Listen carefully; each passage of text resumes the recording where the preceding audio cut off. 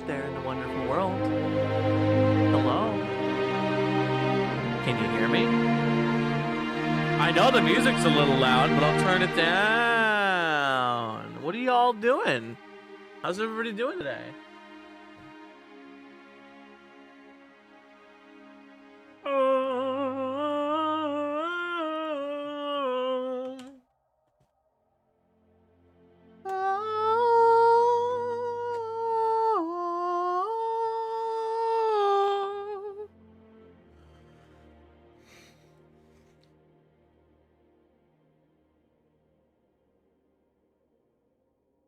Hello. The music was super loud. I know, I had it loud on purpose. I like to do like loud music in the beginning to hype up the stream. I'm really annoyed. If you guys are coming here from the last video, I appreciate you watching it. I'm really annoyed because I don't know why it's only 720p. I have no earthly idea why. I can even screen grab and show you that it's processing in HD, but it's been processing for 24 hours. You sing good? Thanks. Thanks.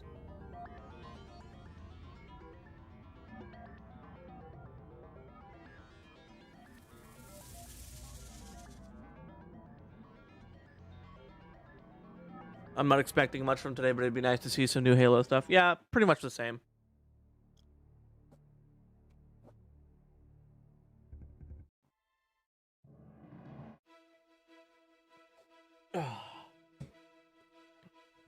Dun dun dun dun dun dun dun dun dun dun dun dun.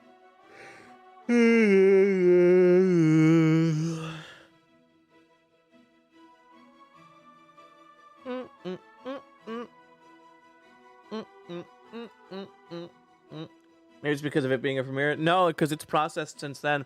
I just chopped off a bit of the end of it, and I'm seeing if maybe that fixes it.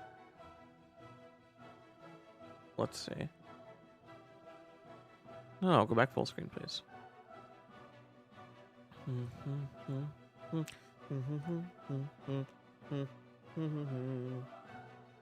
Jacket, nice video, Jared. Nice one, lad. Thanks, man. Appreciate it. Glad you liked it, even though it was in 360p. I'm so triggered right now about the whole 360p thing. Now it says it's processing in HD. It said that before though. And I watched the actual, like the MP4 just now, just to double check, and it is 1080p.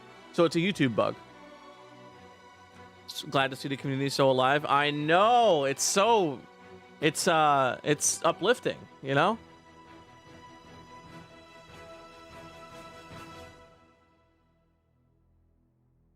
Guys, I have this idea for a new intro screen, and it's going to be on Twitch too, I think. It's going to be taking the idea that my current thing has. Here, let me show you. So, you're looking at... This is a modification I made for... in anticipation of Infinite's reveal. So I'm going to show you what this normally looks like. I have a canker sore on my lip, and it hurts, and it's making it hard for me to talk. This right here is what it usually looks like. I love your new video. Thank you, Red Eye Joe. Are you guys... type 1 in the chat if you're new to the channel and you subscribed based on that video.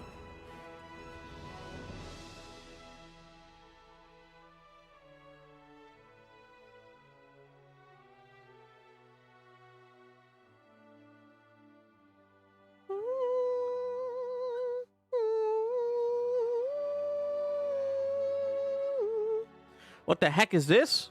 We're waiting for the Xbox reveal. That's what the heck this is.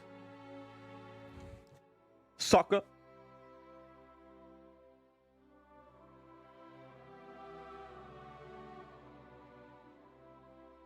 That video is off to a fantastic start so far. Personal best almost.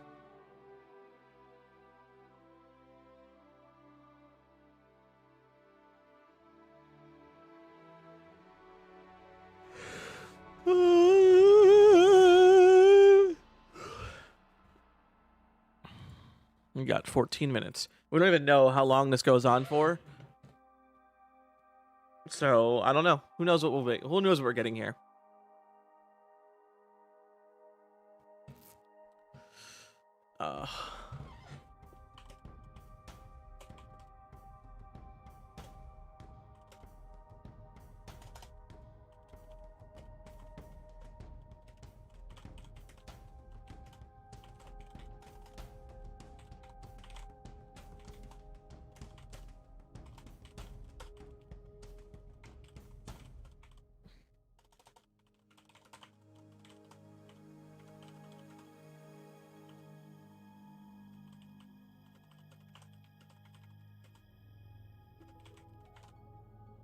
What's up, Elephant Gaming? Are you satisfied with Infinite, or do you think anything else has to be added? I think the Halo community should be very satisfied with Halo Infinite, but I think if Halo Infinite wants to survive outside of the community, it needs to put a Battle Royale out post-launch.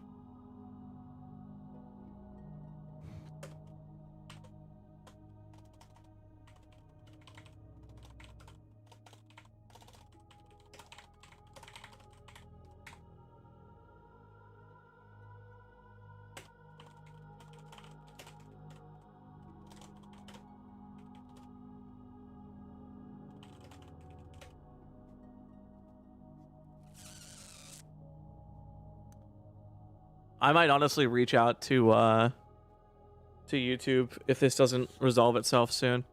Hey. That's me checking the quality of the video. No, it's... I don't know. I don't know what's going on. I don't know why my video is in 3060p. I don't know why. There's nothing I can do about it, apparently. Not new, been watching for about a year, is he? Nice, dude.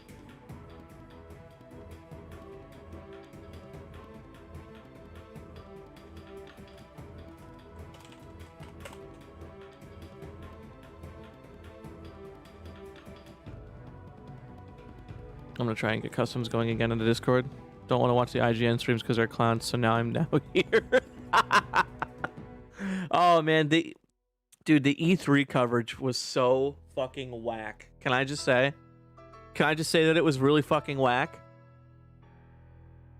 It was bad. Like, it was terrible.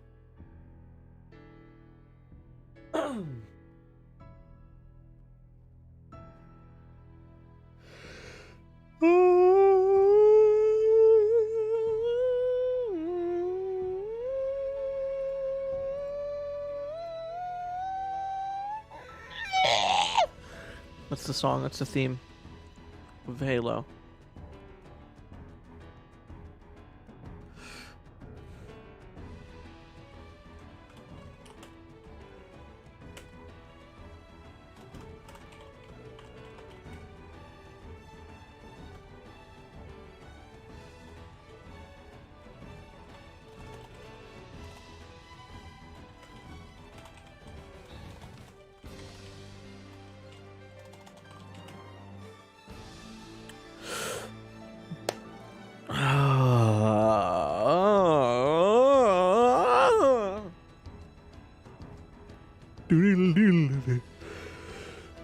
I love how they just cut off some guy talking because E3 started.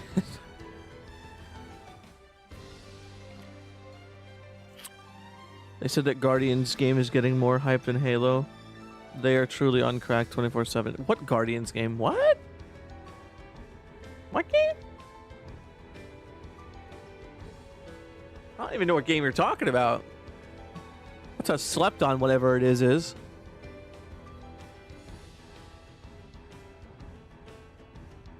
Let me tell you something. If a game doesn't feature copious use of cocaine, I don't pay attention to it. It's just a rule of life, you know? Alright, I'm hitting up YouTube. Where's YouTube help?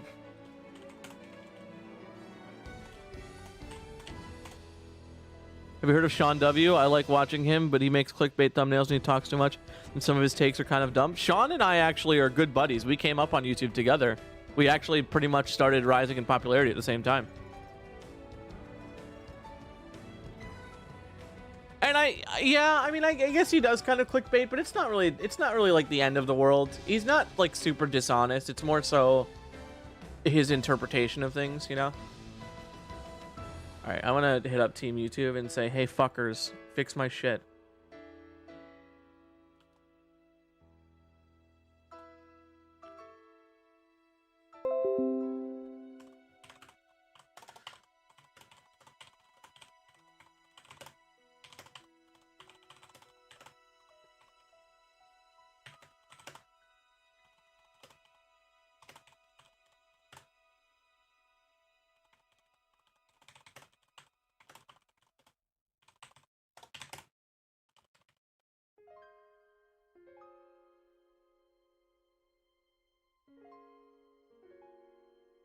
I wonder if maybe, you know what? I actually think I might know what would fix this problem. Let's try this real quick. See what happens. Sometimes re-uploading the same source file will fix it.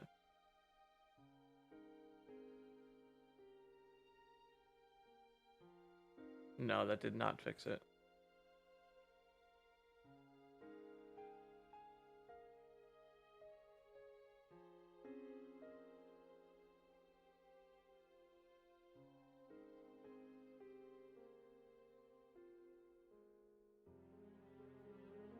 Oh yeah, that Guardians of the Galaxy game looks dog.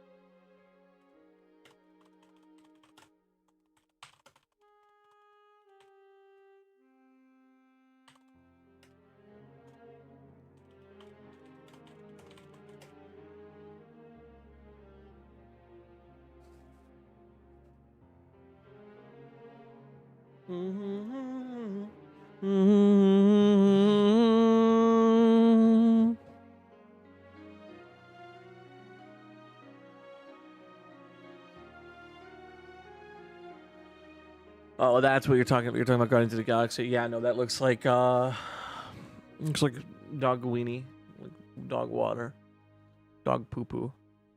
Look bad. It's just, it ain't a good look, you know? It just ain't a good look.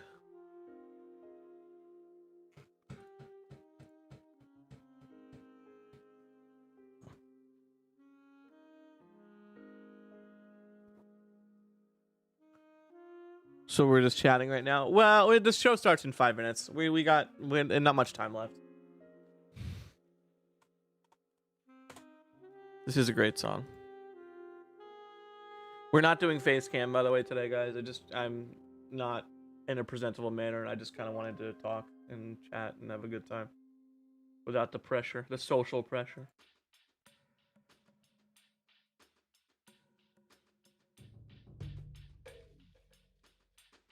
Square should just stop trying to make superhero games. They're going to make themselves bankrupt. Yeah, Square makes a lot of dumb decisions. That's what I've noticed recently.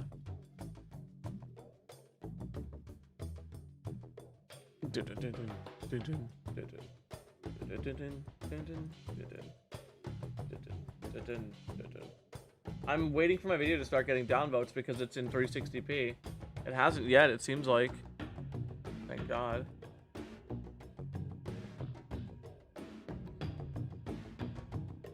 Yeah, no, none yet, but it's such a pain in the ass that it's 360p.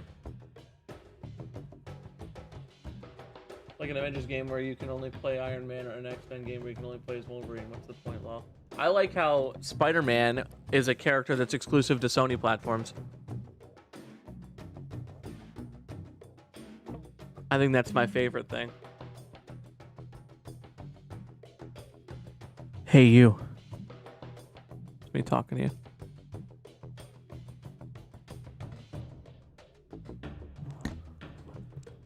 It's 1080p for me. What, the old video?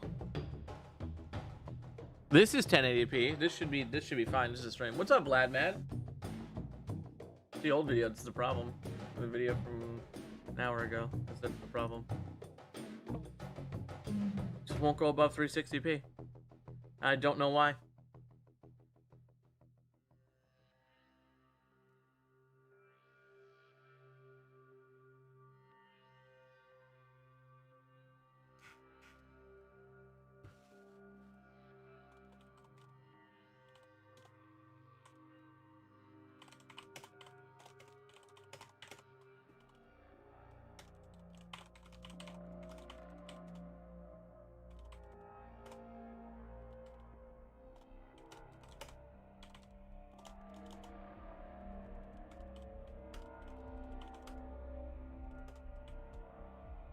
YouTube needs an option to re-render stuff.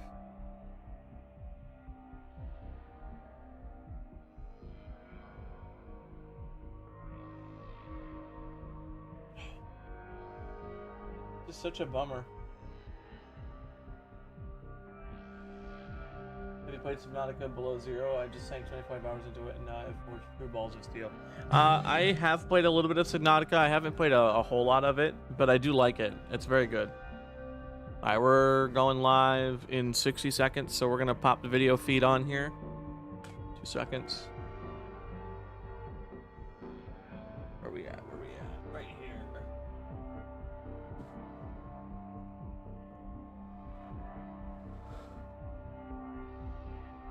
I honestly don't think that the individual gameplay in that Avengers game is terrible. It's just the whole idea of doing something like that as a games as a service is the dumbest idea on the planet. It's without a doubt the dumbest idea on the planet. That game was made 100% by a bunch of fucking corporate overlords shuffling into a room together, coming up with the most profitable product they could possibly imagine. Wonder how they're going to mention what happened to Osiris and Blue Team in Infinite. I think you could see it happen, but I also think that Izzy might be, not Izzy, Shitty Shid might be right. Great username, by the way. Big fan. Oh, that's right. We're going to get some Sea of Thieves stuff, guys. I was actually thinking about doing a Sea of Thieves video because I'm really hyped for this update. What's up, W?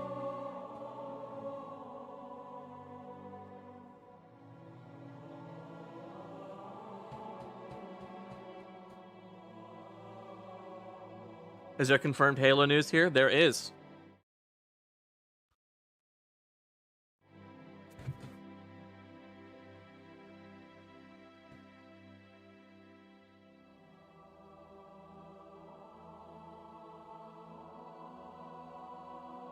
I don't think we're gonna get anything huge here because this seems kind of like an unceremonious event.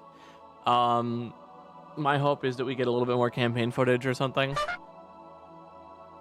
Fluglass C just subscribe to the YouTube channel. Should be developers talking, so maybe. Yeah, I mean, we know we're getting Halo Infinite stuff here, though. Here we go.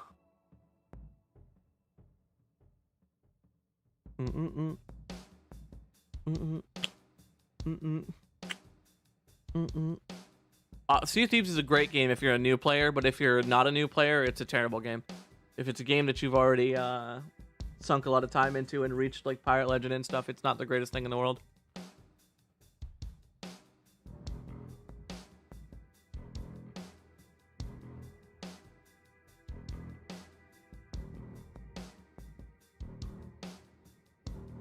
I still play Sea of Thieves from time to time, so it's nice to see it get another big expansion. Yeah, it is. The second Jack Sparrow was shown, me and my friends burst out laughing because a friend predicted it in a jokey way an hour before. My buddies and I who play Sea of Thieves have been begging for Sea of Thieves expansion for ages. Apparently Disney approached Rare too. It wasn't vice versa. They were like, we want you to make a Pirates of the Caribbean expansion. The Ark intro song, underrated as fuck. This was my favorite Halo song for 10 years. It's called Farthest Outpost.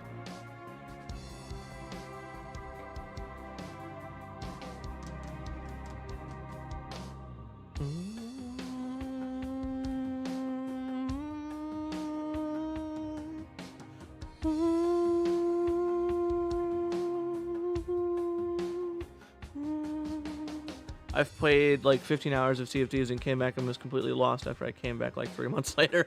Yeah, I mean, there's a lot. Nowadays, there's a lot going on in that game. Yo, guys, what type of soda am I drinking right now? This is my one soda I have every 3 days. What's up, Lieutenant Dibbles? What soda is this, guys? What soda am I drinking? You have to get the flavor right, too. Oh, we have to pause. There we go. Peggy 18.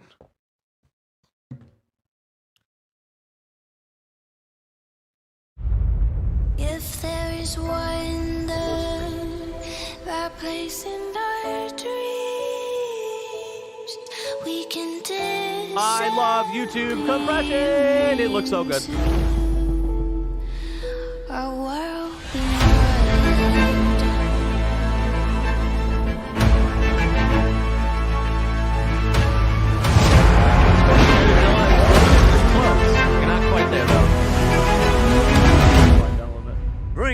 Horizon. Yeah.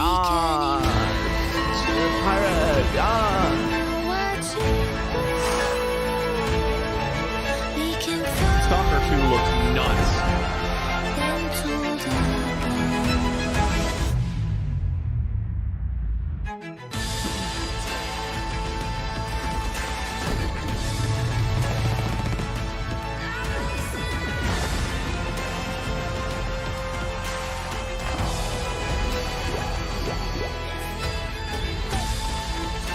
Loud AF. I'll turn it down.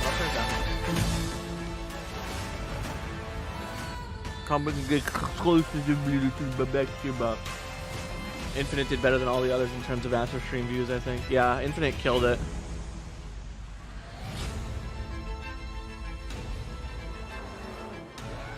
Stream's overpowering your voice. How's the volume now, boys and girls? Type 1 if the volume is good now.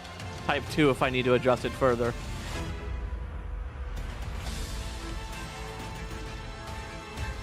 Goldfish or Cheez-Its? Honestly, dude, they're like tied.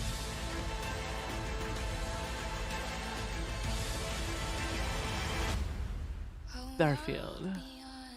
Nether Worlds trailer was great. Hello and welcome to Xbox Game Showcase Extended. I'm your host, Paris Lilly. I love Paris. Paris is great. Tag Radio and Kind of Funny. I'm excited to be here with you today. We just saw a recap of Sunday's Xbox Showcase, and wow, 30 games from some of the world's most talented. Yeah, we're getting more Infinite stuff, Trill. 27 of those games are coming to you on Xbox Game Pass.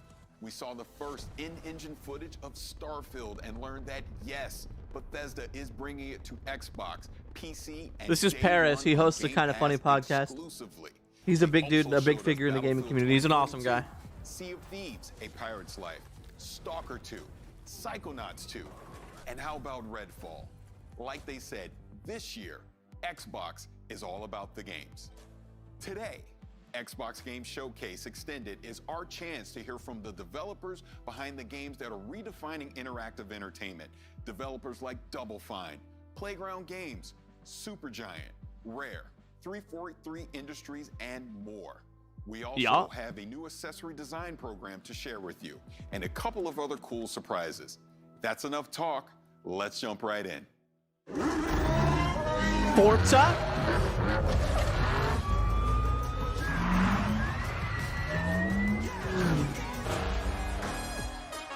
Yeah, we like Forza. Yeah. You can see it for yourselves. Forza Horizon 5 Sea of Thieves gameplay is being shown, but that's just I don't see why it wouldn't be. It seems like perfectly logical. The UK is Mike Brown from Playground Games. Mike, thanks so much for joining us. Hey, great to be here. Now, Mike, you look nervous, Mike. Forza Horizon has taken driving fans to Colorado, France, Italy, Australia, and the UK. How did you decide on Mexico for Forza Horizon 5? Yeah, so we knew right from the start that we wanted it to be the largest Horizon yet. But it's not far down the path from that you realize you don't want to go big if it's just going to be more of the same. So we also knew that it needed to be the most contrasting, most diverse open world we'd ever built. And then when you start to look at Mexico, it really is like the whole world in one country. It's got snowy peaks, tropical jungles, epic canyons, amazing beaches, beautiful architecture, incredible historic cities, but also modern cities as well. It really has everything. And then you add in the culture, the music, the artwork, the people, the history, and there really is no more exciting location for the Horizon Festival. Now that we're in Mexico, what are some of the authentic elements that we can expect in the game?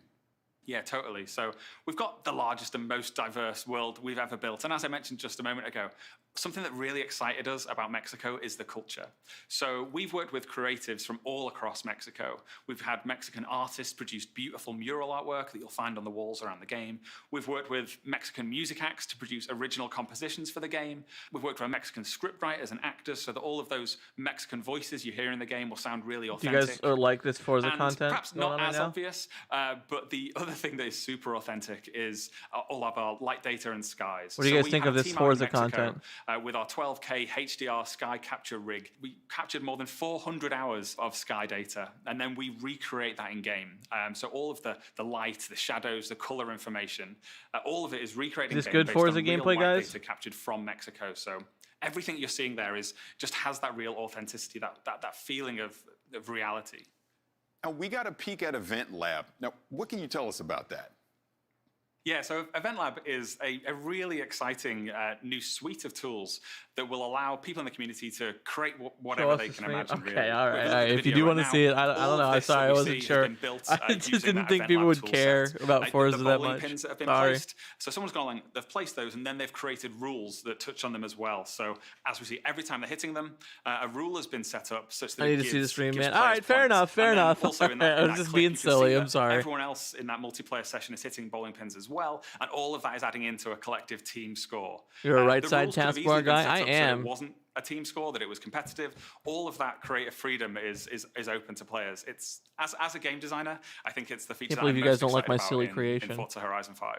And I would say, as a gamer, it's a feature I'm definitely excited about because this really is going to open up some unique features between me and my friends. Now, with the power of the Xbox I really like the Series new Forza X and map the design. S, Yeah, it looks good. What are some of the new technical features that we can expect?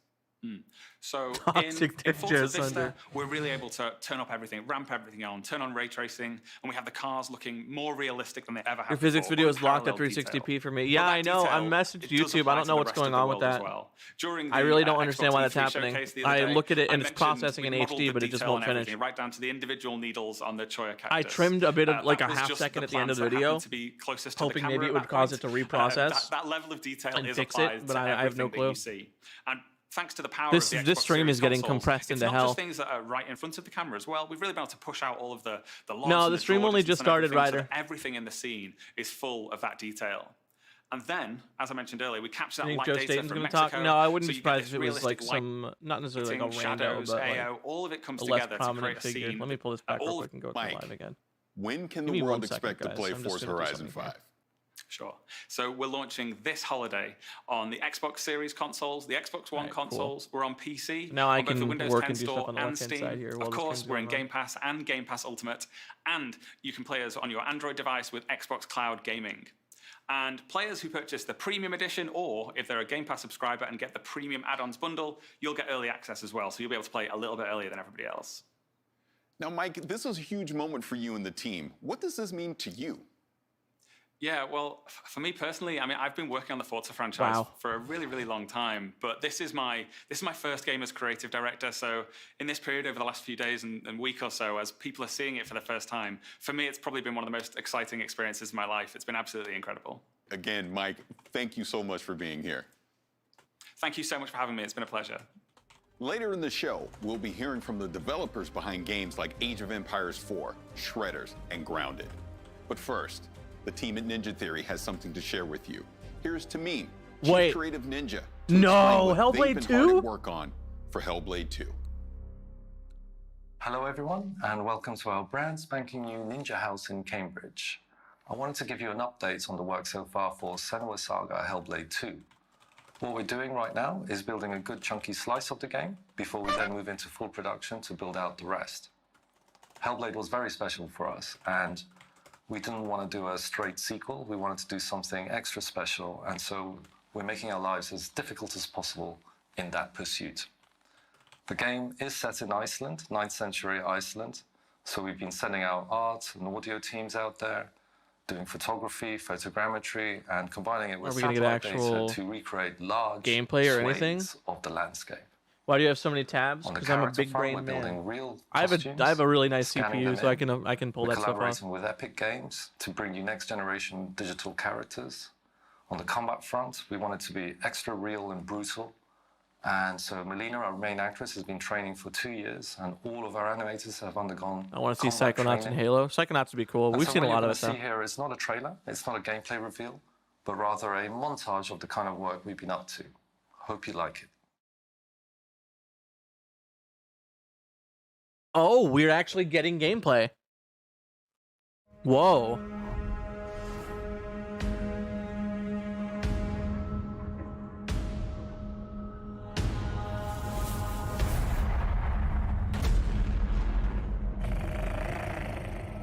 Will you follow me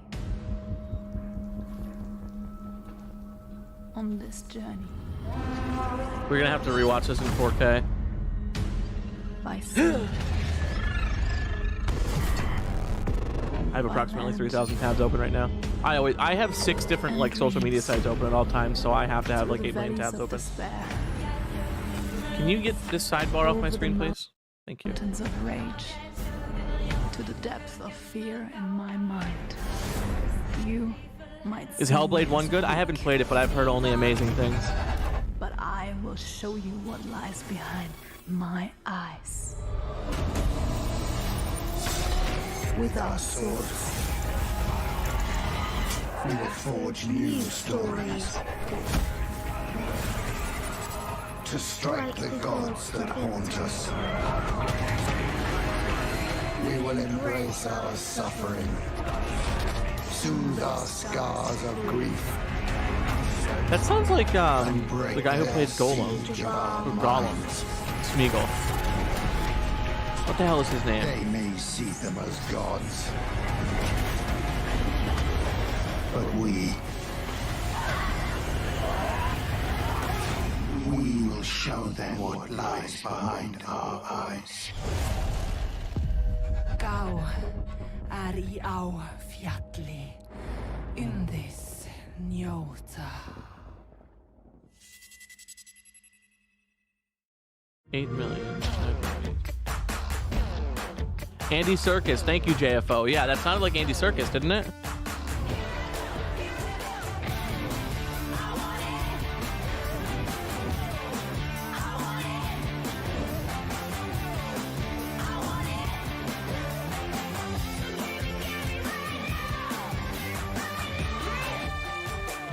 Checking in the mirror, come in a little clearer.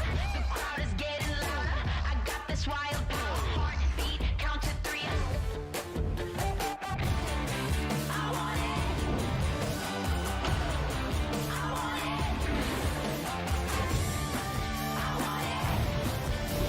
What game are you guys talking about? Oh, you're talking about Hellblade 1, right? Alex Smith is just subscribed. Sweet. And that is Xbox Design Lab. And here to tell us more about Xbox Design Lab is Naveen Kumar. Naveen, thank you so much for joining us. Thanks, Paris. So, what is Xbox Design Lab? Design Lab is a controller customization service on Xbox.com where you can choose nearly any color combination you want for your controller and really make it yours. You can design a controller based off your favorite video game character, your favorite sports team, or whatever inspires you. And you can think of Design Lab as your own personal design studio. Now, we've originally launched Design Lab 5 years ago and have since sold millions of controllers to fans around the world. But then we had to take a pause as we brought up our latest generation of Xbox hardware. But now we're back offering customization on the latest generation Xbox wireless controller. Now, we have so many awesome controllers here right now. Can you kind of talk a little bit about them? Yeah, well, right off the bat, you can see there's tons of color options to choose from. For most of the parts on the controller, you can choose among 18 different colors for all the different pieces on the exterior. 3 of those colors are brand new to Design Lab. We have Shock Blue, Pulse Red, and my personal favorite, the Electric Volt color. Most of the colors include post-consumer recycled resins in them. So there's a portion of things that are ground up, like automotive headlights, recycled water bottle jugs, things that make the controller more eco-friendly. We also have new button options for the ABXY button set and the View Menu Share, including a really cool button option for ABXY that's a throwback to the original Xbox 360 controller. So you got to check that out. And yeah, this is just the beginning. We're excited to introduce more customization options over time. Now, 2 of these controllers were inspired by games. Can you talk about that? Yeah, so there's a blue and green and purple one that's inspired by Psychonauts 2. We just love the key art for that one, so we work with our partners to develop a controller to help bring that to life. And there's also one that's inspired by Grounded and the aphid character from that game. We had a lot of fun in designing that as well, as the controller kind of looks like an aphid if you look at it from the right angles. Now, I created my own controller. I'm going to pick it up now. I'm a huge Los Angeles Lakers fan. World champion Los Angeles Lakers, and my design was inspired by that. So I went with the yellow on the front, I went with the purple on the back. I designed the buttons kind of with the black accent along with the shoulders and the triggers. But I also did an inscription on it, and my inscription says, "Ka can't cook." And that is inspired by my good friend, Khalif Adams. He does a fantastic show called Spawn on Me, but he's a terrible cook. So I want to make sure that every time Aren't I they pick only up like a $10 more controller than to a play regular on Xbox One Xbox, controller I'm or a Series reminded X how controller? terrible of a cookie They made is original Xbox and to remote for avoid next it gen. at That would all be fire. costs. I think they But did, enough didn't of they? terrible Didn't they cooking. make a Duke? Let's talk about I something swear that they you did. designed. Yeah, I designed this controller right in front of me here. Again, on my favorite color, this electric volt. I just love the way that the midnight blue accents pop against it, the dark ABXY colors. And this one's inspired by a pair of sneakers I have at home, so I had to make a controller based off that. That's awesome. Now, one last thing. When can fans expect to start designing their own Xbox controllers? They can start today by visiting Dude, Paris is a golden voice, by the way. Xbox Design Lab. There's tons of inspirations to choose from. Customization is really fun, and we're shipping controllers to US, Canada, and most Western European countries. And these make great gifts, whether it's for yourself or that special gamer in your life. That is fantastic. Naveen, thank you so much for being here. Thanks, Paris. Later in the show, World's Edge will give us a deeper look at Age of Empires 4. But first, Tim Schafer is giving us a closer look at Psychonauts 2. Oh, there you go. Someone wanted to see I'm Tim Schafer Psychonauts. from Double Fine Productions here today to take a deeper look into Psychonauts 2. Psychonauts 2 is an action-adventure game starring Rasputin Aquato, a powerful young psychic, also a trained acrobat, who ran away from his circus home to join the Psychonauts and expand and explore his psychic abilities. Paris' voice One of has Raz's Arbiter most vibes. I could see important that. psychic abilities is that of astral projection, which allows him to project his psyche into someone else's mind and see their mental landscape made real. He can help them wrestle with their inner demons and fight their actual nightmares in person. Which means that the levels in the game are actually brains. And Psychonauts 2 has even more. Is it the same than size? first game. I don't One of know the if first the brains I don't you'll know if get the to visit Duke is that the of same Caligostro size. Lobato. I think it might now, be. Dr. Lobato was actually a villain in the first game, but after Raz Man, fought I him, just want they some more kind of Halo. became Yes, friends. He actually has a piece of Queen. information that Raz Yes. wants, which is who He kidnapped legit sounds like a voice Truman actor. I'm gonna Zanuck. tell him that on Twitter And when I Dr. get a chance. Lobato See if he wants to tell responds. you, but he can't, because of something going on deep in his unconscious mind. So Raz has to travel, along with Sasha, Mia, and Coach Oleander, into his mind and try to extract that information. And there's a lot of These games are forces at work amazing. inside BTW, don't Lobato's overlook mind, it. No, maybe I put there don't. by someone Xbox's else who are trying lineup to is stop you, nuts right including now. some of the enemies that you might recognize from the first Psychonauts game, including the Censors, entities designed to stamp out thoughts that don't belong in someone's mind, including Raz, who doesn't belong here. But you also see a lot of new enemies, such as doubts and regrets. Lobato's mind is plagued with doubts and regrets, and they're very dangerous for Raz. Did I mention there's a lot of teeth? Have I mentioned there's a lot of teeth? There's a lot of teeth. He's an amateur dentist. He doesn't know a lot about teeth, but he really, really likes them. Luckily, to fight all these enemies, Raz will have his psychic powers, including his powerful psychic punch, where he has these hands that extend psychically from his body into a powerful melee combo. He also has his psychic blast, where he can shoot a powerful energy beam out of his brain. Raz also has the ability of pyrokinesis. It's always handy to be able to burn things with your mind.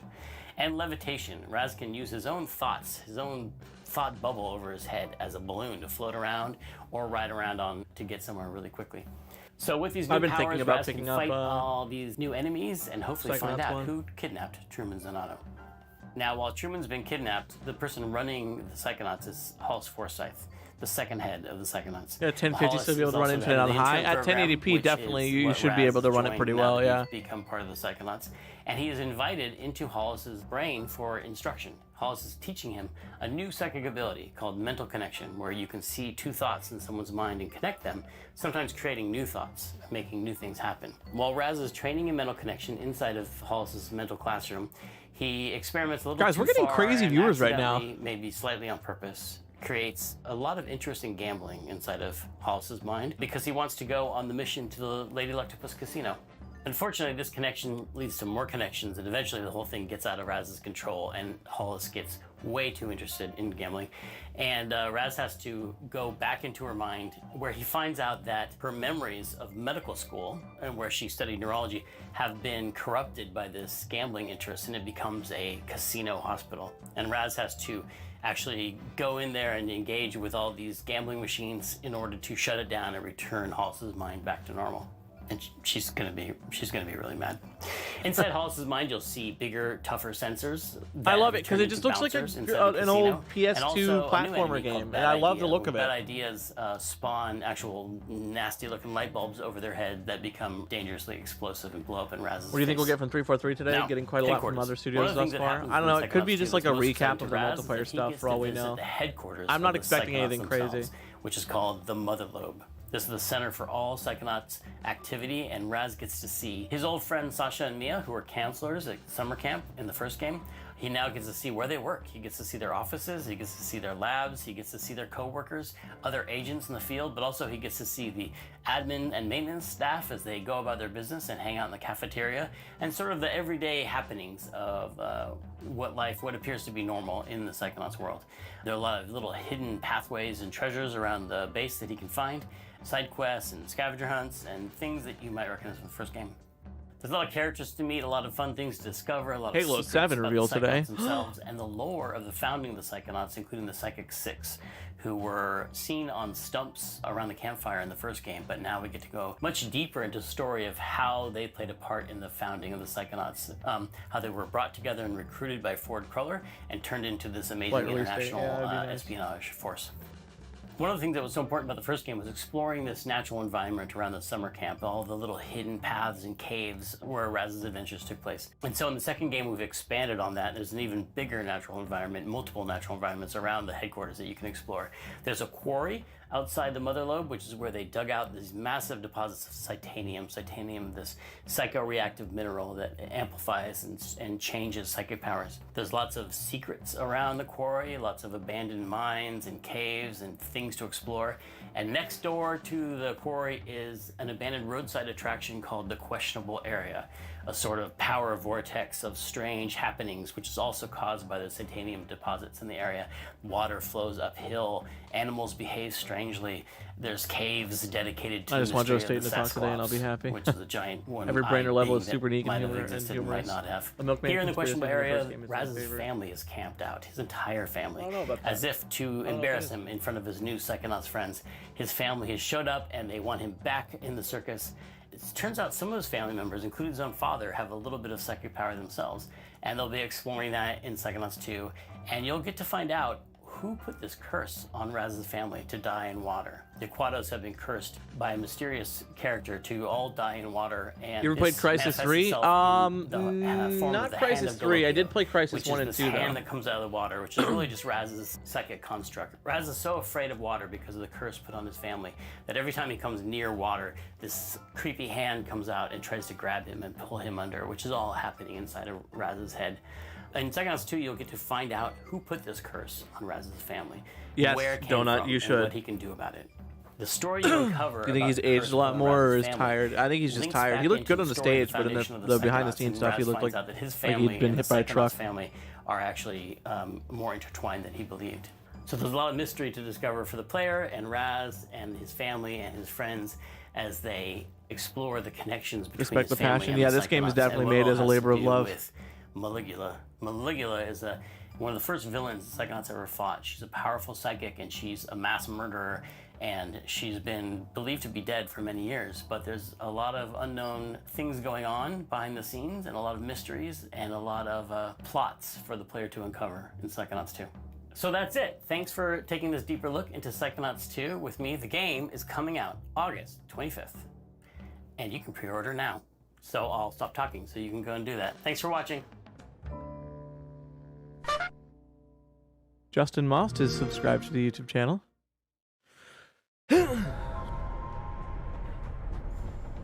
Hello? Oh, this game, man.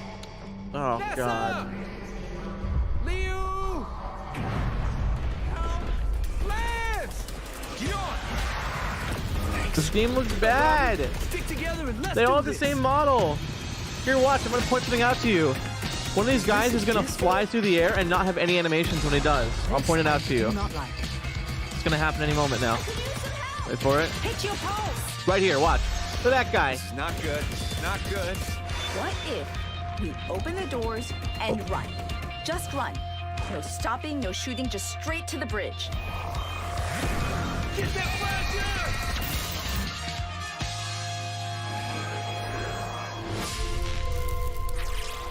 Heavy. Really? The We call them Anacrusis. tanks. I call them brutes. From Latin, Brutus. We'd sound smart calling them brutes. Eon, you don't want to get in here and help name these? Nah, I'm good. Brute!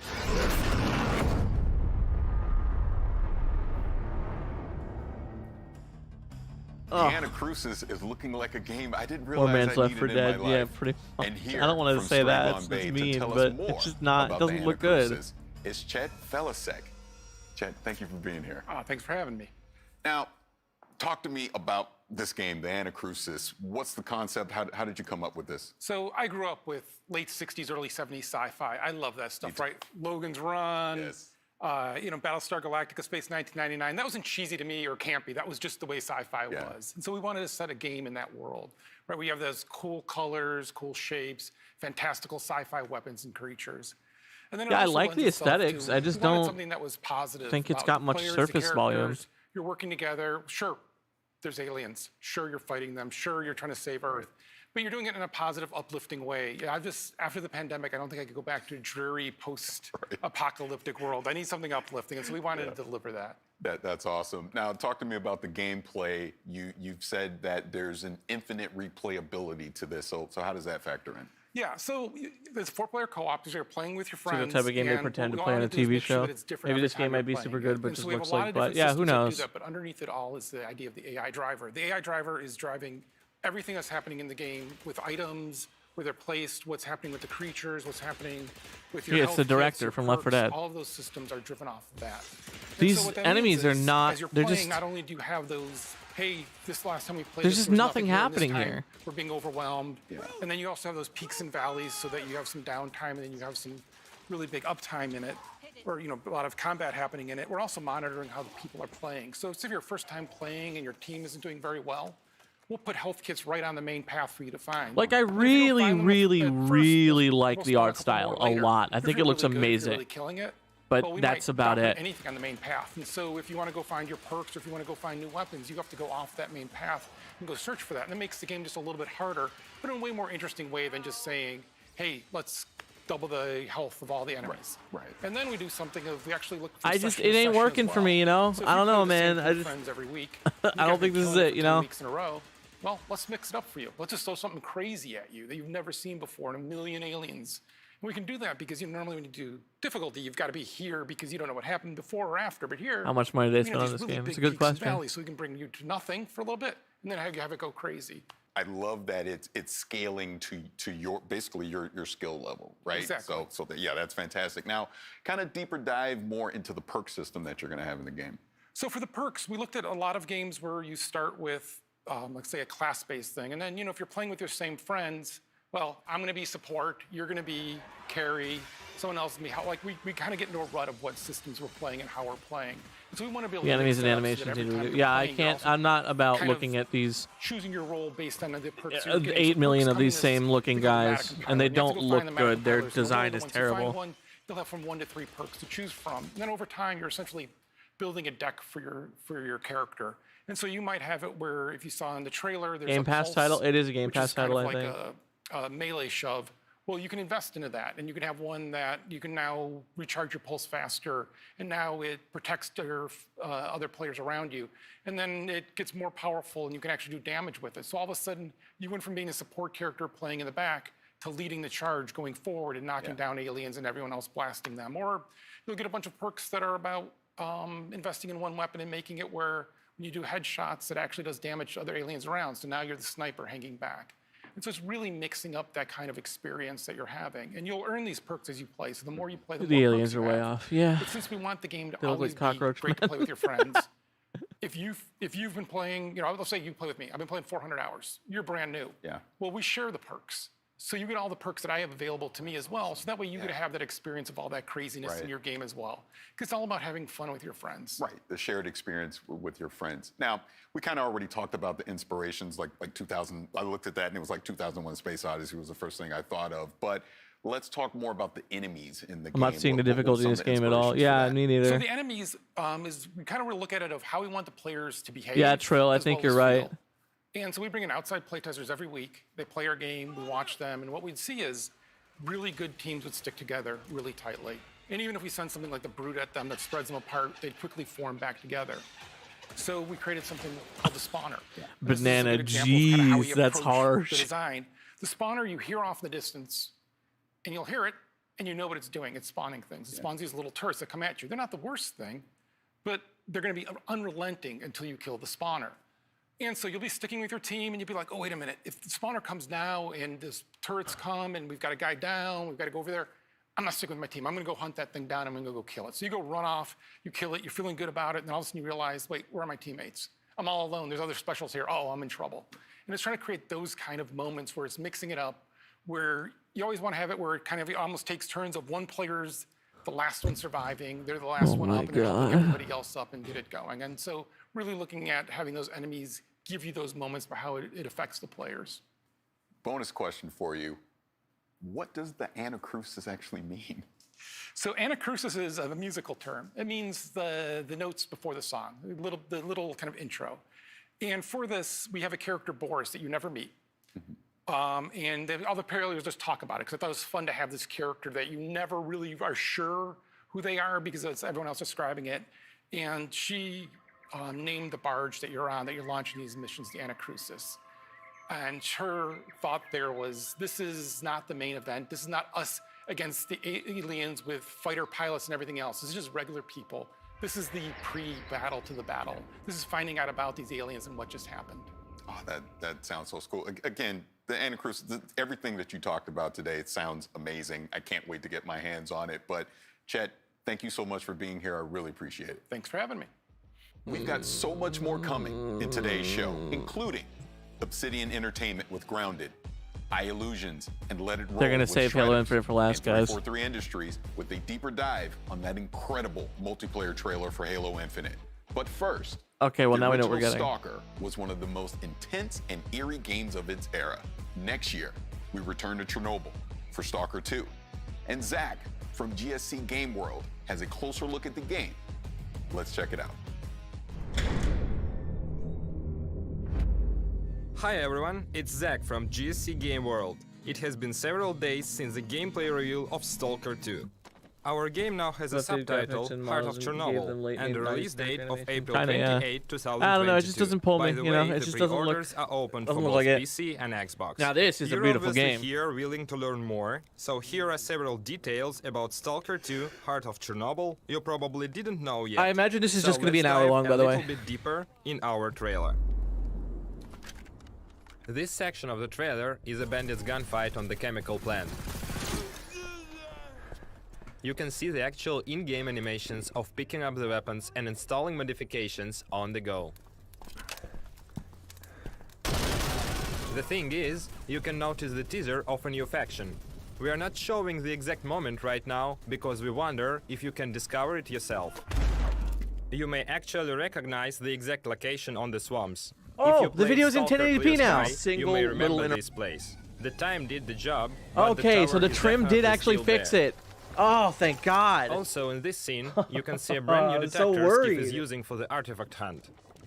Because of its form, it's called Gilka, which actually means a branch in the Ukrainian.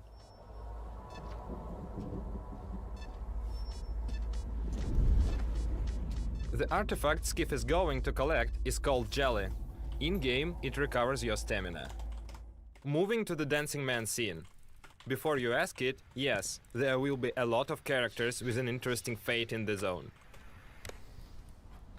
His hideout is located in Chernobyl too.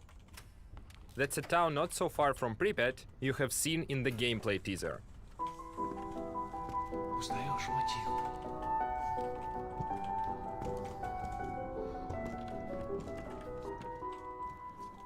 Вот это культура! А ты одно и то же по кругу лобаешь. Сам же просто. The campfires. A small isle of safety in the unwelcoming zone. A place where you can finally have a little rest before another foray. You have seen the campfire during the first trailer in the Rookie village. Of course, it wasn't the only one. The zone is full of dangers and mutants. The monsters are the result of the numerous experiments. We're not ready to show you all of them, so let's stick to the old good bloodsucker for now. Считаешь, я не думал, как обойтись без его смерти? Она не могла быть свободна, пока он жил. Зато теперь посмотри на нее. Нет, Скиф, я не отдам ее никому. Зона дала мне жизнь, новую жизнь. Жизнь, которую я готов вернуть, если потребуется. Я буду защищать. Oh, Donut, I just saw your tweet. Dude, that looks so In this rooftop good. scene, we are truly proud with the quality of the Oh, animations. man. We made a small behind-the-scenes video from our motion capture studio. The face photogrammetry process makes the final result as close to the reality Wow, that as looks possible. so good, that controller. This game looks nuts. Могла быть свободна, пока он жил. Я буду защищать ее. Всегда. This game is just The next Gauss level. gun you're It's on seeing in some this other section shit. is one of the most powerful weapons from the arsenal.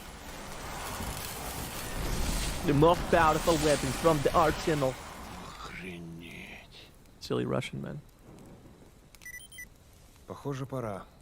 И куда ты теперь? В Припять. Moving to the final thing for today, the man at the end of the trailer is Sergei Grigorovich, the creator of the Stalker series. Удачной охоты, сталкер. Thanks for joining us today. We can't wait for the moment when the time comes to enter the zone on April 28, 2022. As you just saw, Stalker 2 is shaping up to be something special, and I can't wait to play it next year when it comes to Xbox, PC, and Game Pass on day one. On Sunday, we saw the trailer for A Plague Tale Requiem, the sequel to the award-winning A Plague Tale Innocence. And for those of you who are fans of the original, we've got some good news for you too. Amicia, I want to see Mommy. Where is he?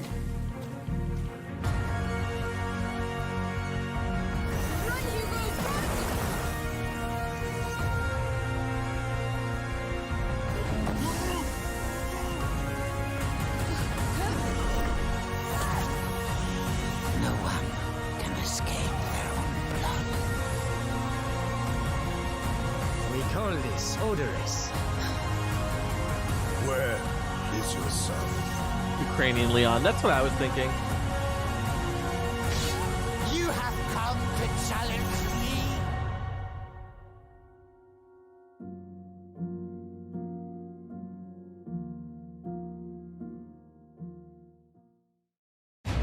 If history was in your hands, what would you build?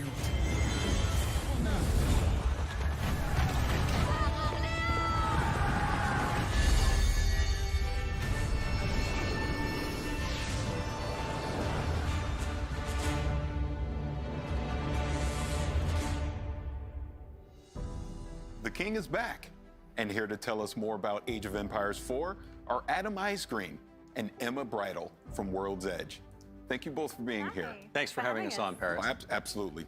My Scam legacy economy. Age player. I'm excited for this. Juan, you're way too you had some jaded for news how at old the you are. briefing. Can you kind of talk about that a little more? Well, I mean, fans got to have their first looks at two more of our launch civilizations, the What's up, Abbasid Spartan? Dynasty and the French. Yes. And they bring a lot to the table, totally different ways to play. But I'm really excited to show them those. And then also, people got to see their first taste of naval gameplay, which we haven't shown off at all, except for a Age little of Empires, teaser at the end of Age of Empires 4 is an Paying off that RTS. This is tease. not a And mobile we also game, revealed man. one more of our campaigns, the 100 Years' War, and Joan of Arc made an appearance. We also announced that the game is coming October 28th, and it's coming to Windows Store, Steam, and of course, Game Pass for PC. Now, earlier you mentioned the two civilizations, the Abbasid Dynasty and the French. Can you kind of health go into minister detail of about that? Belgium.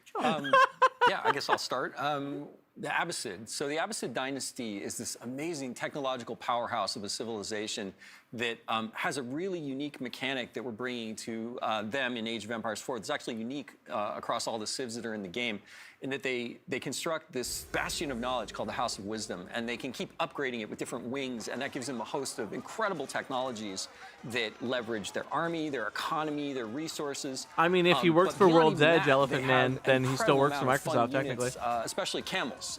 Unique to the civs again, the launch civs for Age of Empires 4 is camel units, and these camels have amazing abilities to buff the other units in their armies. And so you have these wonderful diverse mixes where you always want to be throwing different units together, but always including camels for the different kinds of buffs and advantages you can give to your civilization. It's great.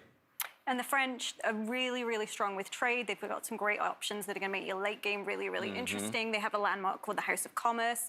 And for your units, you're going to really want to focus on knights and lancers. Those are your powerhouses. But the French actually made an appearance in the trailer as part of the 100 Years War campaign. And as you can see, Joan there, I'm actually wearing her around my neck. She's a feminist icon from history. This young woman who led with her convictions and led a battle, and she was a teenager.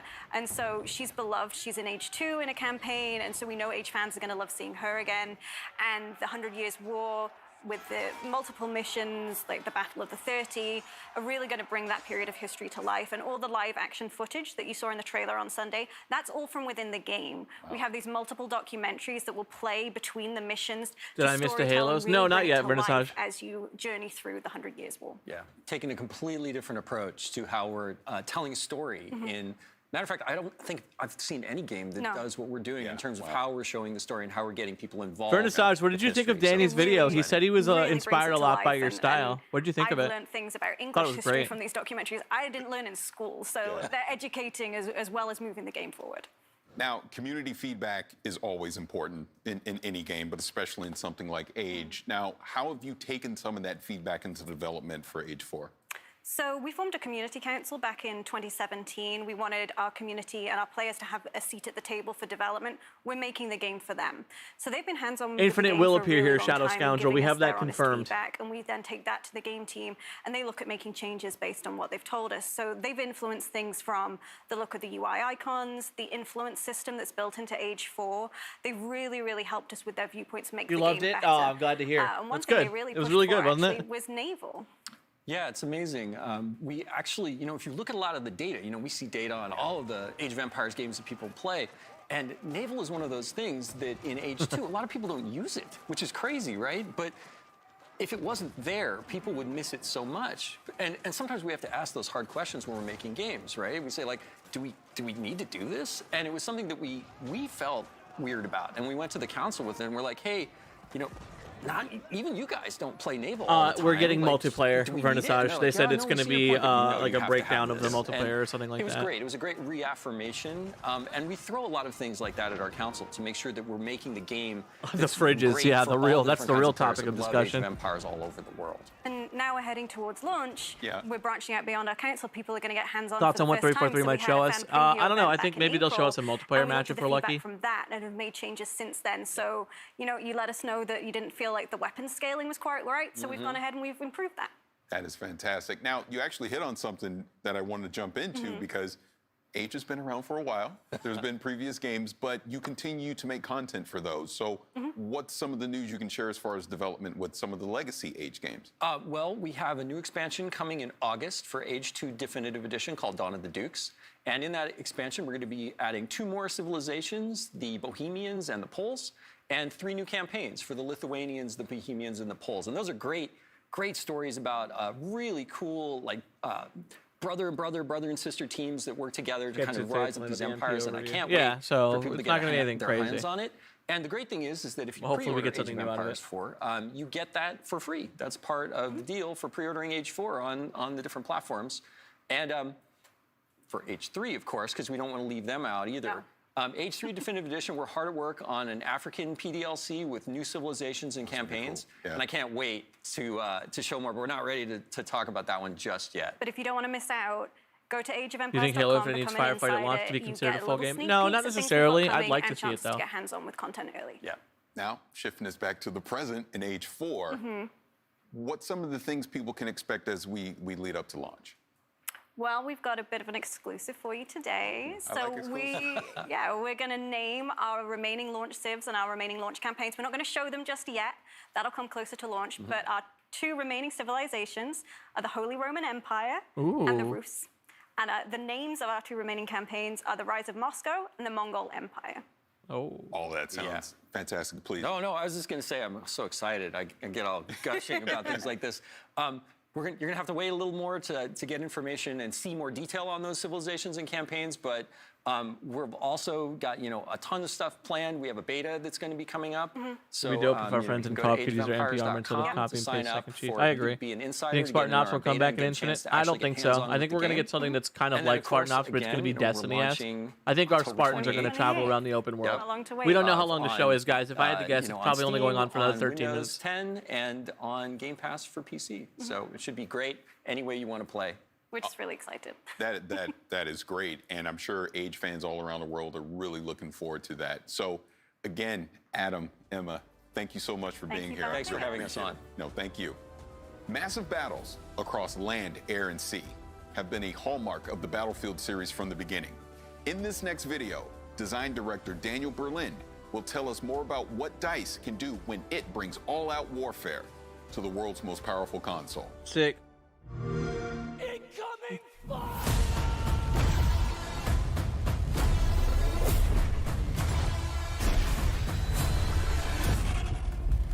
Attention all squads.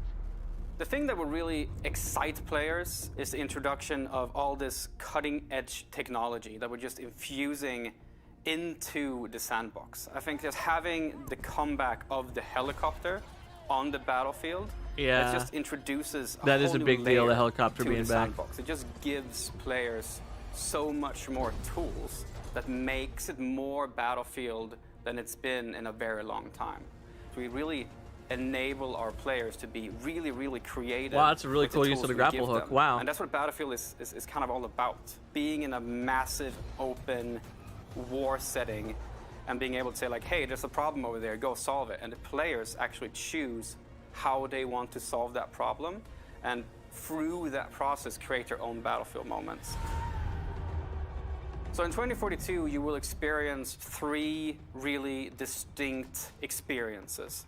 The one we're talking about right now, we're talking about today, is the experience that we call the all-out warfare experience. Now, this is the place you go in 2042 when you want to have those classic Battlefield experiences. This massive war where it's, air, land, and sea. You just Juwan, come yeah, together I in these agree. massive I'm in love battles. with But we actually Battlefield. made a distinction between 2 separate experiences Golden Age of grappling within hooks, the it's all-out facts. warfare experience, and that's Conquest, which is very much a staple for our franchise. It's something that our fans know and love, and we're just taking the Conquest experience to the max this time around. Conquest is all about the freedom, the access to the sandbox, being able to choose where you fight, how you fight, where you want to go. But it's also experience that will allow players to kind of choose their own pacing. And there's moments in Conquest where it's complete chaos. When a lot of players just converge on a I single see point, Battlefield and the 2042 chaos as goes up to being maximum.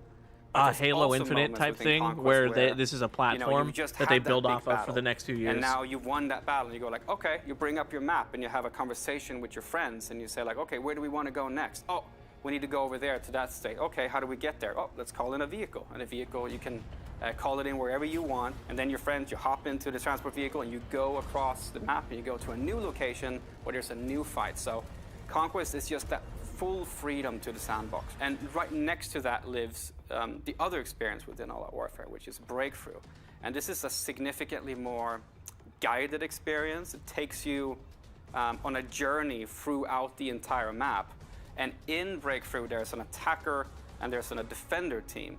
And we kind of compress them into fighting head-on in a specific space. So the time to action is short, and the level of chaos is That sounds like, really high. There's what was that? There was a helicopters, game and mode there's in tanks, Battlefield and 1 there's that was like infantry. There's this, just everything happening, where they sent and you it's to just small complete skirmishes chaos. across the board. So All-Out Warfare kind of takes these 2 fan-favorite staple modes, and we make them distinctly lean into their specific strength. And that's on the Xbox Series X and the Xbox Series S, you will actually be able to play All-Out Warfare experiences up to 128 players, which is a double to what we've done in the past in the franchise.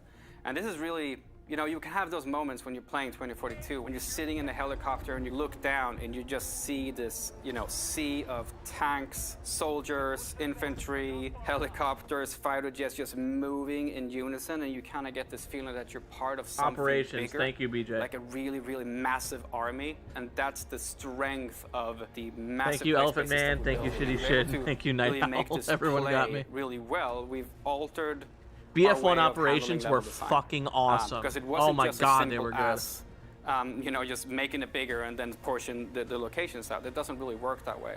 So we've leaned into a new type of See you, design man. You mentality that we're bouncing calling top best. Catch you clustering. later. Now, with clustering means that you will have a massive battlefield in front of you. But within this massive battlefield, you will have particular clusters of objectives. So the map Hourglass is set in Doha, Qatar. And it is, I'm not going to go into any specifics about exactly how large it is, but it is definitely one of the larger maps that we will have in 2042. It's one of my favorite maps personally because it has some really, really cool, distinct locations within it. Down to the south of the map, you'll have a fully destructible village. And this You know, is a guys, I actually great have space Battlefield for 4 installed right infantry and vehicles alike, because you know as a Battlefield player that infantry is skulking around inside the buildings, but you know when you're in your tank or your attack helicopter, you can just can destroy those buildings and get. What does access to the Sovereign think of infantry, this? and you Oh, can he's go excited, further man. east and He's you'll find excited. A bunch of high rises, skyscrapers. And so there's a whole section there where you can enter the skyscrapers. You can go up to the top of them. You can 3, zip 4, and line 1 are between death the best. roofs, I don't know, man. I had a have lot of. fights in I between think the Battlefield has rooftops. only had But like if you wanna one change real it up even stinker. I more, think you it's can actually been a basically pretty good skydive franchise. off of the Like Battlefield skyscrapers. 1942 You is can amazing. play a Battlefield Bad particular Company 1 and 2 specialist are that has both access to a amazing. wingsuit. Battlefield You 3 can and actually 4 are glide amazing. across the entire I actually map space and get don't yourself all really the way have over a to the Battlefield stadium, except which for is on the Battlefield east 5 that I side just of the don't map. like. I And like the almost all of stadium it. itself, it's a place you go when you really want to just take out your shotgun and have some close quarters combat. So the mentality here of building larger maps but creating locations within that map where there's a particular type of gameplay. And with the Conquest game mode, for example, Yeah, Tornado, you dude. also Oh see my the god, I fact can't that wait. If you want to Oh. capture the entirety of the stadium, it's not just to go there and capture one location. You actually have to capture multiple locations within the stadium in order for you to kind of to consider it yours, that your team can actually get benefits from it. So lots of dynamic moments on Hourglass. And if you saw in the gameplay trailer as well, there's a massive wall of sand. Bad Company is S across the tier? entire Yes. gameplay space. Trill. So what happens Someone when this massive understands. wall comes, of course, it engulfs you in the BF1 storm is itself. so But as good. it passes by, it leaves the Yo, the decided to watch for a entirety little of the map bit when I in a thought I'd take a break from work. I different haven't mood, played in a Battlefield since 4, but different this looks great. I light, may and it try. I'm changes gonna the get back to work now. visibility See you. for Have the fun. player. And Thanks, this is a really Hollow. good Catch you later. time for you to lean into our Plus system, where you have the capability to actually alter the customization on your weapon. But I also like to mention, though, that the wall of sand Is it on one Game Pass? thing, Well, right? no, there's but with also Game the Pass, you get a free possibility 10-hour of trial. The Tornado.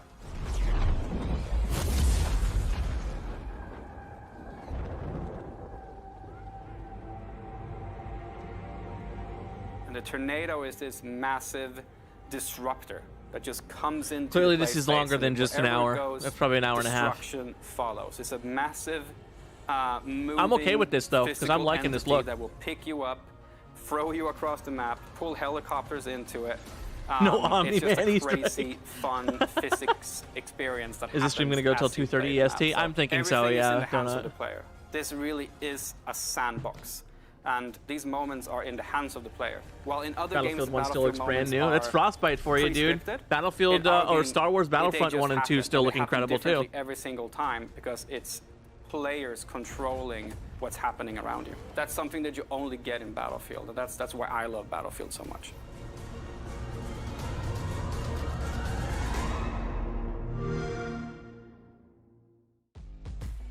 Epic action at an epic Yeah, scale Scoundrel, I is what agree. we all want Oh, from Infinite. Battlefield 2042, and DICE looks poised to deliver. Here we go. During the showcase on Sunday, we announced an exciting collaboration between Rare, Xbox, and Disney with Sea of Thieves, a Pirate's Wait, why Life, was the Halo a thing in the free background? update, which brings Captain Jack Was that a Sparrow bug? and his crew sailing into the Sea of Thieves. That probably wasn't supposed to be there. We're premiering a brand new trailer showing some of the gameplay you'll experience. Yes, when you team up gameplay! with Jack Sparrow for this all-new adventure. I can't wait to be a part of this crew. That clearly Let's wasn't take a supposed to look. say Halo Infinite. You will always remember this is the day your crew was joined by Captain Jack Sparrow. To the Sea of Thieves. Quick as you like. Chop, chop. It's time to bridge the worlds and take our rightful places as lords of the sea. Now we have awoken, and we are hungry. Perhaps they'll take me on the grand tour. Talking skeleton, that's great. I was starting to think you'd taken a tumble. Not everyone's as steady on their feet as I am. That really sounds like Johnny Depp. I've found where everyone appreciates my uniqueness. They're coming aboard! Keep your crusty claws off me! Davy Jones wishes you destroyed, and I shall oblige him. What is that infernal noise? That's Captain Infernal Noise to you, mate! Sparrow! Destroy that statue, and there'll be the double to pay! Enough of this! Hear me, my daughter! Come! I don't know if it's Johnny Depp. I have no clue. Oh my god, the Kraken's face. Whatever they've told you, it's not true. Unless it's flattering, in which case, it's all true, but they left out the best bits. Savvy? Hey everyone, Joni, executive producer on Sea of Tell us Thieves it's Johnny So Depp. we've shown you the cinematic trailer, we've shown the gameplay trailer, but there's still more to come. So on Sunday at 11 a.m. Pacific, 2 p.m. Eastern, 7 p.m. UK, and 8 p.m. in Europe, we have the Sea of Thieves: A Pirate's Life showcase. So this is a real deep dive just into all of the details behind this collaboration with Disney. How did we bring Jack Sparrow into our world? How did we capture his humor and his charm and all of the kind of characters that are coming in as a part of this? You're going to get a first look at a couple of tales and actual gameplay of those. We're going to get some behind-the-scenes interviews with our development team, and also just to chat with us, with Disney, just about how this collaboration came to be. So it's going to be amazing. I hope everybody tunes in, so we'll see you on Sunday. All right, Sunday. I'll have to tune in for that. Sure. Ooh. What, more Forza? What is... Oh, it's Flight Simulator. How much money did they spend on this? Man...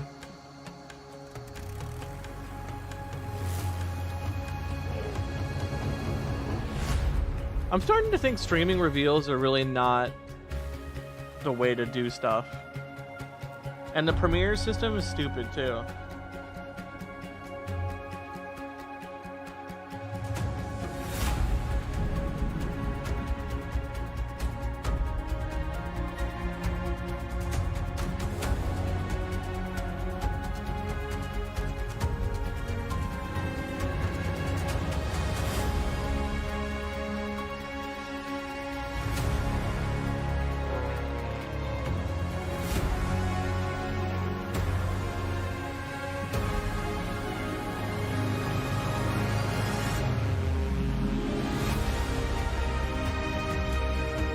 Yeah, I just want to see Halo, yo.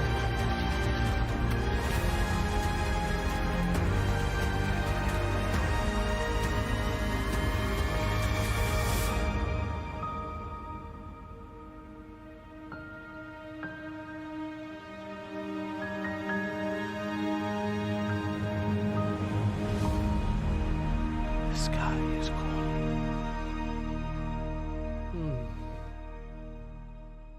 Halo DLC for Flight Sim, where you can fly around in a Banshee, dude. Oh, imagine. Yo, that would actually be sick.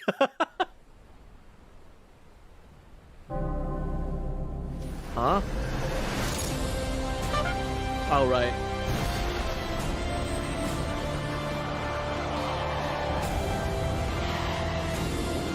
I don't get the fun of games where you're stuck in a car or a plane. It's therapeutic, I would say, more than anything.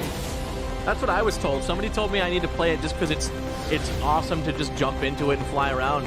It's just like, it's just therapeutic. But the same reason why people play Minecraft on peaceful mode, you know?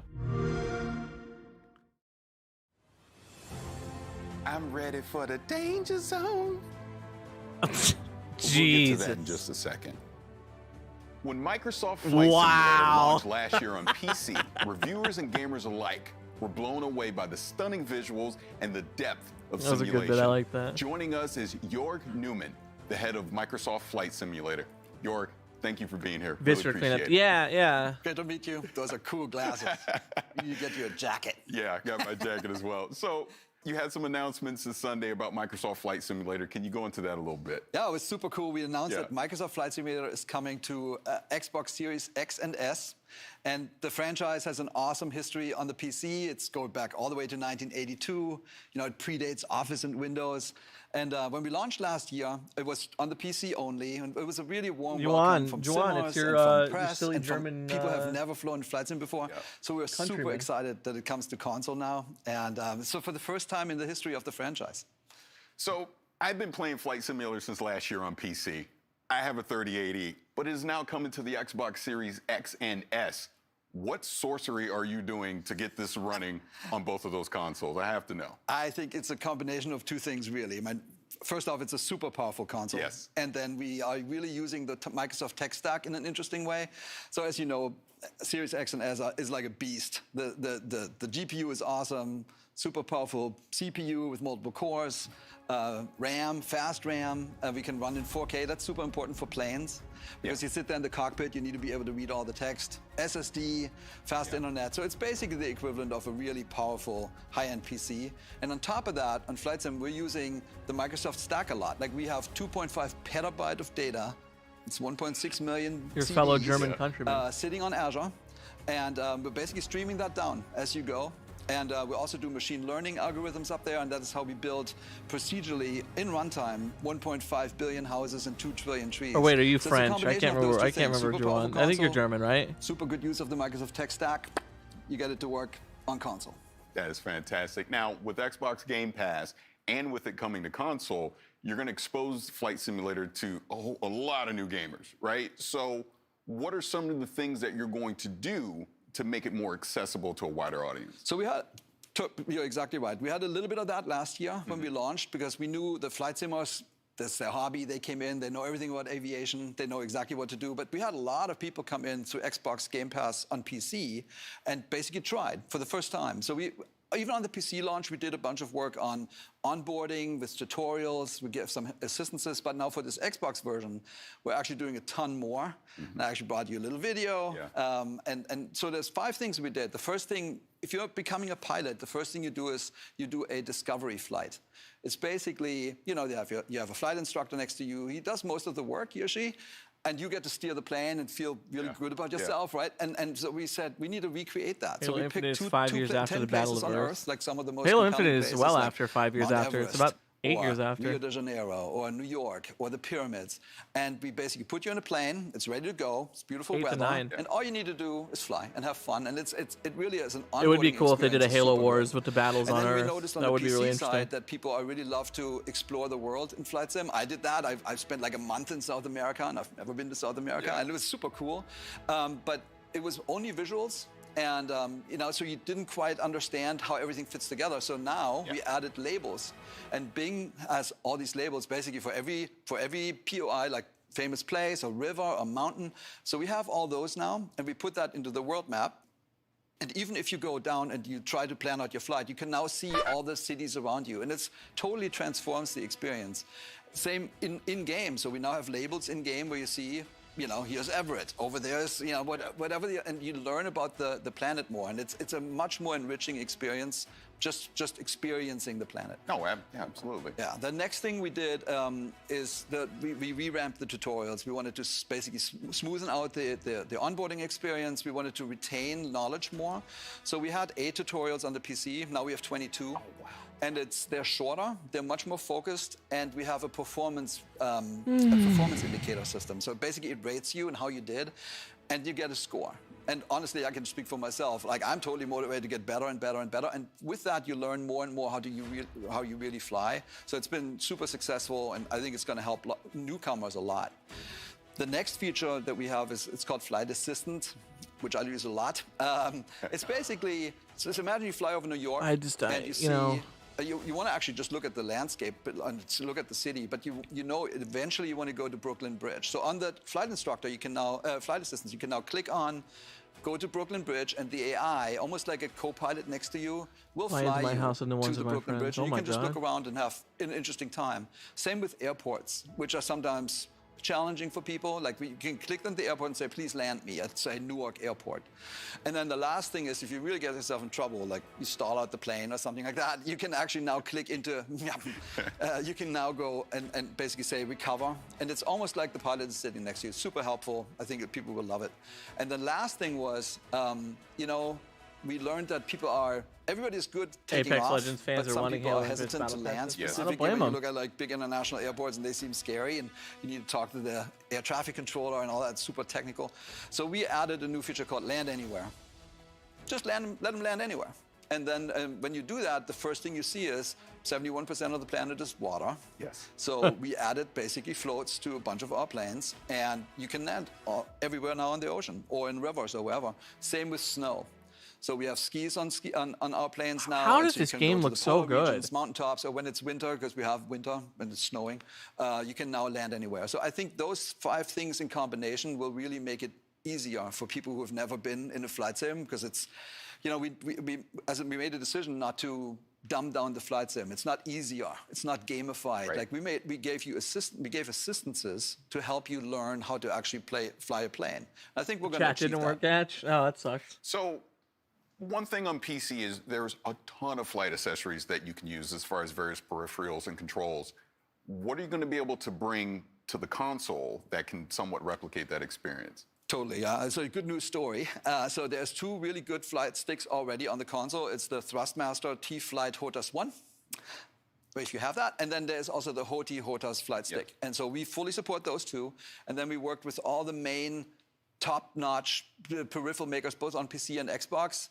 And all I can say is there are going to be some really good announcements coming up. And for Core Simmer, I can say you can now play. We have the software to have a full Core Sim experience, and we'll have the hardware on Xbox. All for the first time on a console. It's going to be great. Oh, that's going to be great. Now, we obviously had the funny start with the Top Gun Maverick expansion pack. You announced that. But can you go into a little more detail about that? Yeah, I what mean, you can expect. We couldn't be more excited, right? Like, I mean, it's really like a dream come true. If you think about entertainment and the franchises that celebrate aviation, you will actually come to Microsoft Flight Simulator and Top Gun, and it's a perfect marriage. So I can't say that much about it because the movie obviously is, you know, keeps This is everything just under plain wraps. But long. if you Oh, watch the Lieutenant trailer carefully, you Dibbles, saw how there's could some you? F-18s, and there's an aircraft carrier. There might be another plane. And then I can say is we're going to go fast, like really fast, and we're going to be in the danger zone with this one. That is going to be great. Really looking forward to that. Now, as we wrap this up, there's not much else you can say about the Maverick expansion pack, but what else can people expect from Flight Simulator in the near future? A lot. So ever since launch, we said we're going to launch and have a new update, like a big, meaningful update every single month. And we launched 9 months ago, and we had 9 updates. So we have something that's called World Updates, where we just pick a zone on Earth, like the United States or Japan or like England and Ireland, and we make that really better. Like we get the the best possible satellite imagery. We create an elevation map that basically makes the mountains look better. We create 3D cities. Like after launch, we launched London and Paris, and we also make missions. So we celebrate the planet, like with these updates. And we're just going to go around the planet. We're shipping 2 more this year and 6 more next year, and then. We also have something called sim updates, simulation updates, where we work with the manufacturers of planes, with the flight sim community out there that knows tons about everything, and also with real-world pilots. And we're basically making the sim better and better. The goal is to make the ultimate sim. It's the perfect thing, totally authentic. And then on top of that, you should expect the unexpected. Just like with Maverick, which I don't think people really saw coming, there will be more of that. And I think all I can say is it'll get the gamers and the simmers both their hearts pounding. So keep watching the skies. That is awesome. Now, again, I'm so excited that more people are going to get to play Flight Simulator. I've been playing it on PC. I love it. I highly recommend everyone do the flight from LA to Paris. It's really good, very cathartic. But as we get out of here, I want to thank you so much for taking some time to talk about Flight Simulator. Can't wait for that expansion pack. Thank you so much. It was awesome. Thank you. Still to come, we have Grounded, Shredders, and of course, Halo Infinite. But first, one of the best PC games of 2020 was Hades, and it's got a ton This of might awards be longer to prove than it. an hour and a Here's half. closer It look could be at 2 what we can hours. expect from Supergiant Games later this year on Xbox Series X and S. We just announced that Hades, our Game of the Year winning roguelike dungeon crawler, is coming soon to Xbox, and I want to introduce you to some of the gods, ghosts, and monsters you'll meet in our rendition of the ancient Greek underworld. You don't need any prior interest in Greek myth to get into Hades, but as you play, maybe you'll get to wondering how much of this stuff comes from mythology. The answer is a whole lot.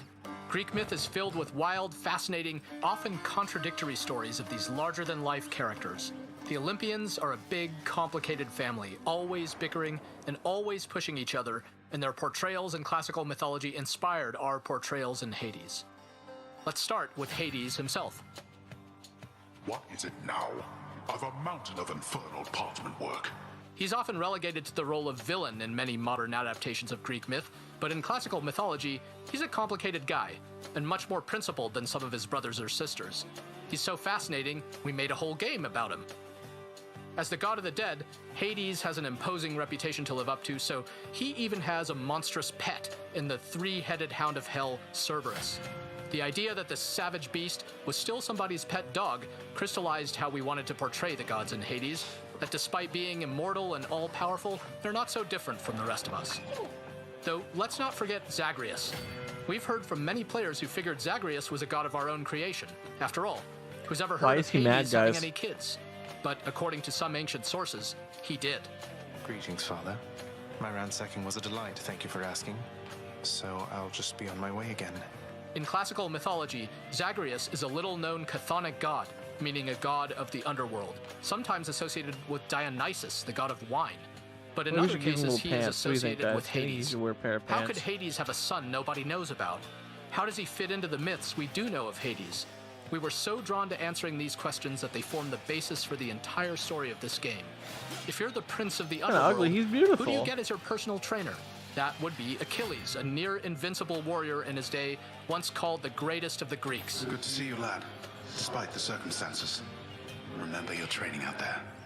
The pain of death is but another obstacle. Hades takes place after his untimely demise during the Trojan War, once he's had a lot of time to reflect on his life choices. Achilles lived in glory, so he's got an okay gig in the afterlife, but some wretched souls end up in a really bad spot in the underworld, and for better or worse, they get to meet Megara. Ever stubborn, aren't you? Me. Maybe my whip might make you reconsider whatever it is that you're attempting here. She is one of the three Fury sisters tasked with torturing some of the absolute worst souls for all eternity. And in our game, she's also tasked with making sure Zagreus doesn't make it out of the underworld. These two have a lot of history, and since the story of Hades keeps moving forward each time you play, the more you run into Megara, the better you'll get to know her. There's also Thanatos.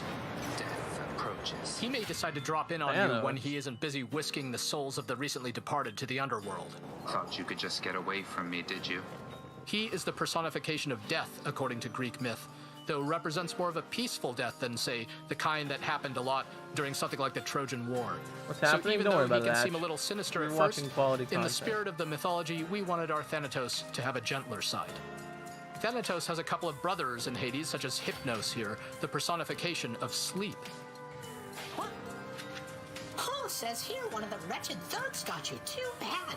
When he's not dozing on the job, Hypnos can comment on every single possible way you can die in this game, of the dozens and dozens of different possibilities. Where did all these gods of the underworld come from anyway?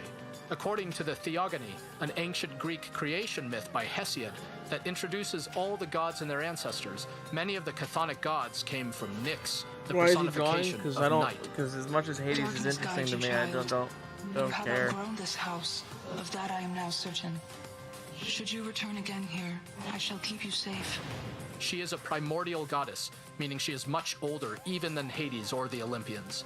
And in our game, she has an important role in the underworld, not the least of which is helping you unlock some of your hidden power. There are 30 different characters to meet and grow closer to the more you play Hades, and we hope you enjoy getting to know them all. Some of them feel truly ancient and godlike. Some are funny, some are scary.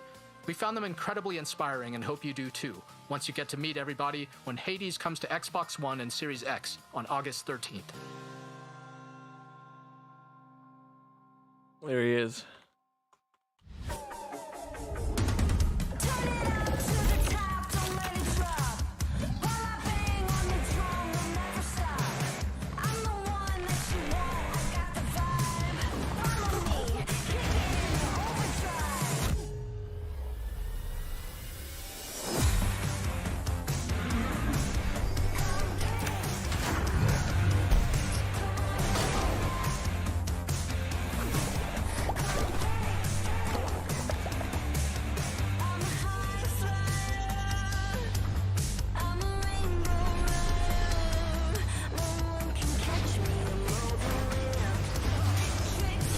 baby octopus again. I might have to do that.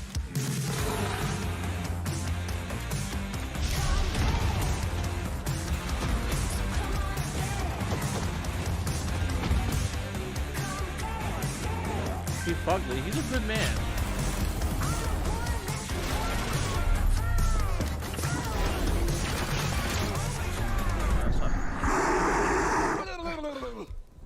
Да пошел ты.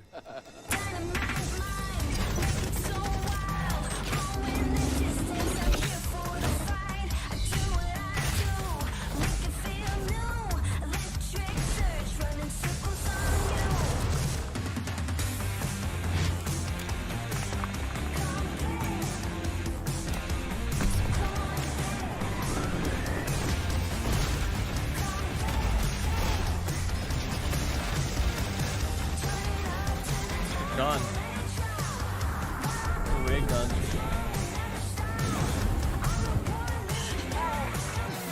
Okay, this is good. This is good. This is really good. Holy spluttering whipple.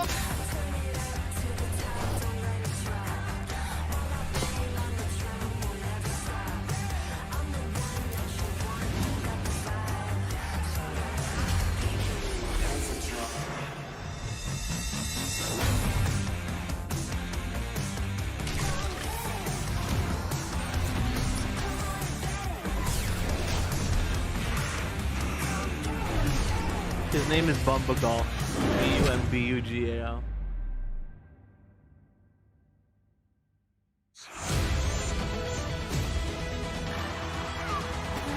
Go big. Or never go home.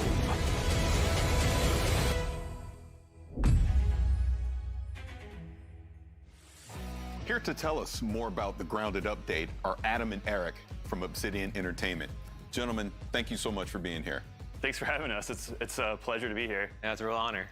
No, absolutely. Love Grounded, love everything that you guys have been doing with it. Now, my first question is this mushroom system. What can you tell me about that? Yeah, so that's one of the big things for the Shroom and Doom update is mushrooms. We're really changing how the yard is with mushrooms. Every mushroom that you see in the yard is now harvestable, which is really cool. So the small ones, the big toadstools, the ones that you find in caves, now those were present in the yard before, but now you can actually harvest them and get mushroom stuff out of them.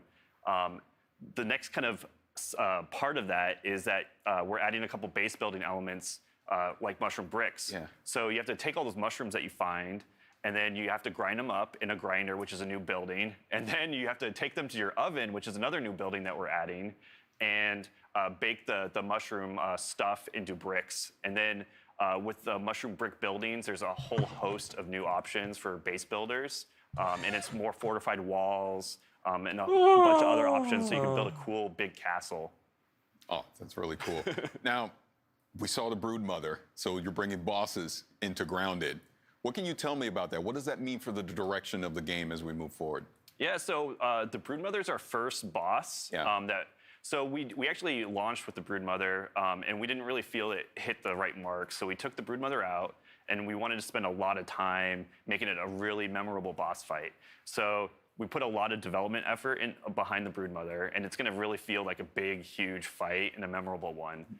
There's a lot of kind of cool things with it. I don't want to spoil everything. I want players to kind of experience it for themselves. But it definitely is something that we want players' feedback to see, like, what do they like? What do they not like? How is the challenge? We want to make it really challenging and have a good reward for defeating the Broodmother. But is it too hard? Actually falling we'd like asleep to know watching that. this. So for future development on Grounded, like, we want to make more bosses. And so we want to get all that feedback to improve the system. Now, you actually bring up a great point about community, but I'll put a pin in that and come back to it in a second. So I know you don't want to spoil anything about the Broodmother, but is there any tips you can kind of give people ahead of time on what they can do to survive that encounter? I would definitely say that you would need to make sure you have the highest tier armor and gear up really well for this fight, because it is going to be difficult. And then you also want to have the right mutations equipped as well. If you're playing with your friends, it might be good for one of your friends or yourself to use the brand new crossbow we're going to put into the game, so you can have some ranged DPS while someone else like face tanks the Broodmother. Yeah. So it's going to be pretty cool. That's pretty cool. So again, going back to community, I know you love getting feedback about Grounded, obviously starting as an early access game, but what are some of the things that you're looking for as far as in this update? What was something that you got feedback-wise from the community that you put in this update? Yeah, so there's it's one thing that we love working with community. So that's something that we, as developers, we love just hearing what people have to say about the game, and we're continually developing it with the community. So there's a lot of new things in our new update. We're being held hostage, guys. Flipping buildings, and that's one thing that we're really just adding like those little features. Another one is just sprinting up ladders, which is something that just hearing people how they interact with ladders and adding a sprint mode. The other one is one of our funnier features that we're adding is sitting in chairs. Yeah. So it's something that a lot of people really wanted. We're also introducing like the first phase of pets in the game. So we're going to start with aphids. So you'll be able to tame an aphid, run around the yard with the aphid. But you also got to make sure you protect your aphid because accidents can happen in the backyard. Oh, there's one other thing too, achievements. So we're really excited to announce that we have achievements in Grounded, and that's purely based on everyone's feedback. Everyone's been wanting achievements, and so we're finally adding them to the game. That's really good. Now, again, sticking with this, the topic of community. So this was an early access game, and it sounds like pretty much the foundation of what Grounded is was built off of community feedback. So how does that process work internally for you as far as people submitting like, hey, I want to sit, I want achievements, pets. Like, how does that whole process work? So we have a lot of like avenues where we gather feedback from the community. So we do weekly developer streams where chat can ask a bunch of questions. We'll have Adam on or other developers or myself, and we'll gather feedback in sessions there. And then our main source of feedback is through our official Discord. Like a sea creature? And I use a series of bots to gather a bunch of feedbacks from the players, and then from there, me, Adam, a couple members of the team, and also from the community team get together, and we have a weekly meeting going over all the suggestions and kind of prioritizing what will work and what we can put later in the future for like other suggestions. Excellent. Well, gentlemen, thank you so much for taking some time to come talk to me about this new update for Grounded. It looks like a lot of fun. I'm going to get to sit, I guess. Right? This is just a video version of how they put the escalators on opposite sides of the mall. Time for a closer look at the multiplayer trailer for Halo Infinite. Thank you. It's time to see what the snow, the slopes, and the powder spray look like when powered by Xbox Series X and S. This is Shredders. Hey there, and welcome to the stream where you'll The get an extra glimpse on our snowboard bro, game you're that's not called even Shredders. wrong. I'm Dirk Van Welden, project lead at Foam Punch. Hello, this is Marcus Poshmo, tech lead on Shredders. You're just gonna slowly die with each game. I'm telling you, dude.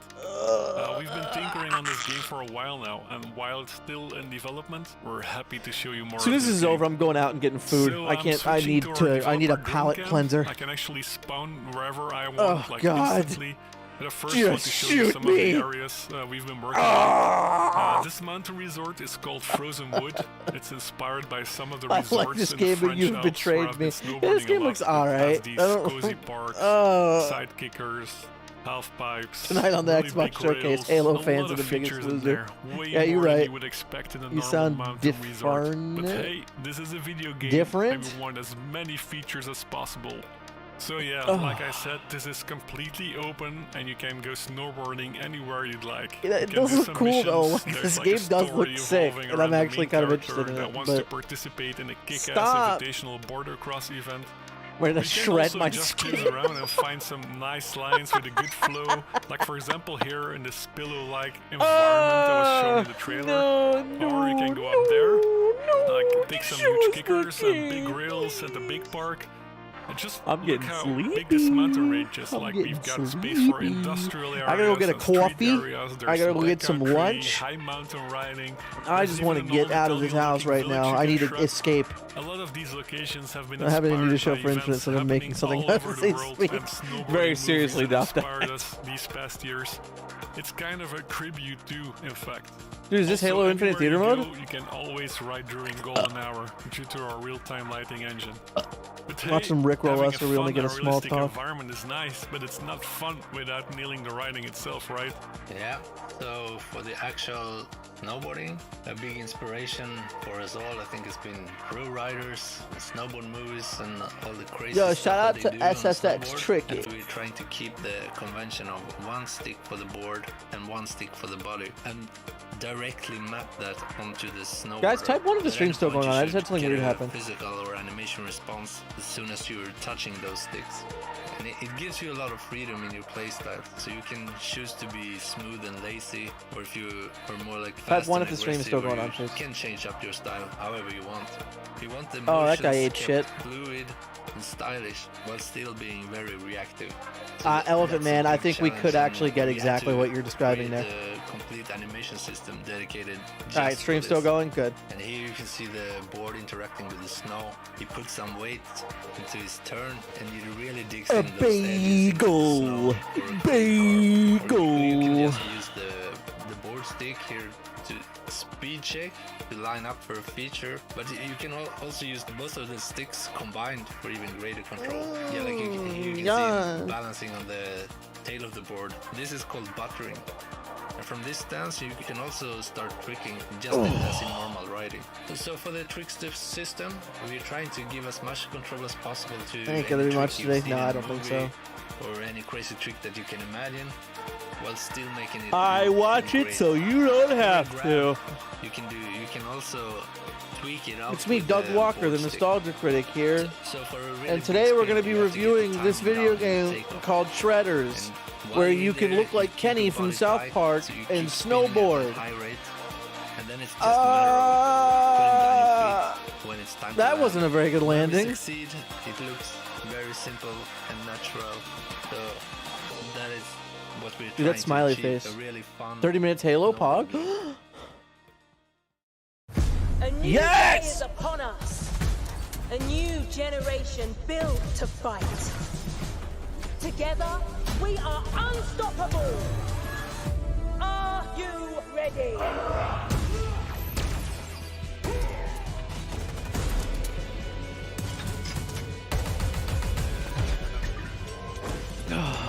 Boys. Oh, dude, this is it. This is the exclusive look. This is all we get. It's just this again. No scope.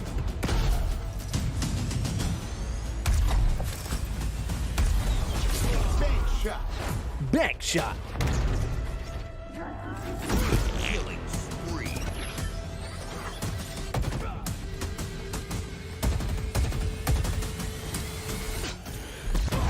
Double kill. Hello, let's do some damage. Skewer acquired.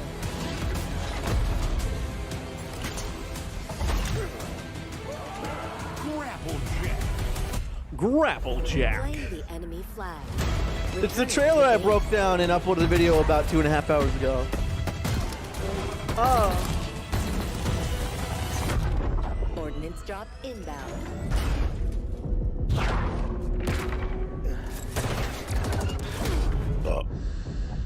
Beautiful.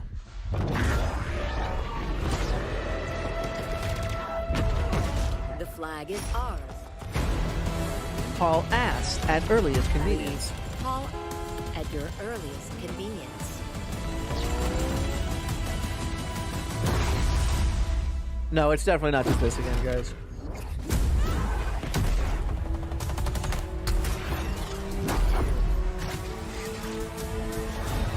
Now, show me what you can do.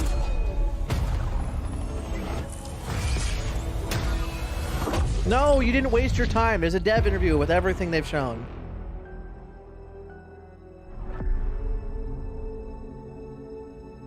It's not just this, you knuckleheads.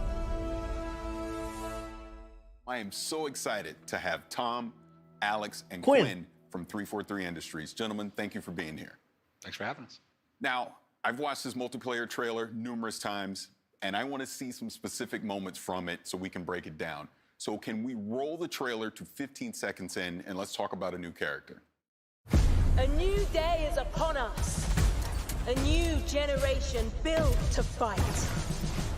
Together, we are unstoppable. Are you ready? ready. All right, now who is this character? She looks like she's in charge. Your senses are right there. She's very much in charge. That's Commander Lorette. She's in charge of the Spartan Academy. Oh no, which is the kind guys! of It's just a contextual wrapper recap. that the whole multiplayer universe lives in. It's just a She is recap. basically Okay. training the new generation. So of this is going to be Spartans like to, the you know, fucking become the blog better. post, basically. That's really where everything wraps around.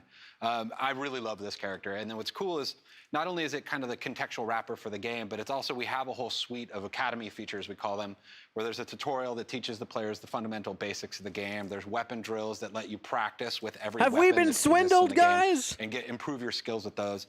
And then there's a whole thing we call training mode, which lets you play against bots on any map, basically, in the game. Is and she a lets you Johnson experiment ripoff with the again? I toys don't know and kind about of learn the Johnson flows ripoff. of everything. So we really want to bring players on board with the game, and again, under her orders and her charge. Now, I want to go to 50 seconds in the trailer because there was a lot of action going on, and I want to check that out.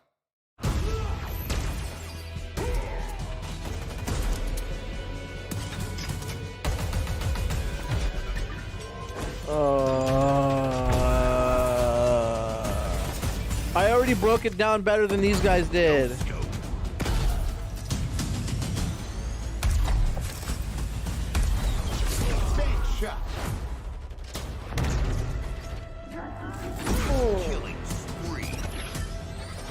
We're gonna talk about the repulsor.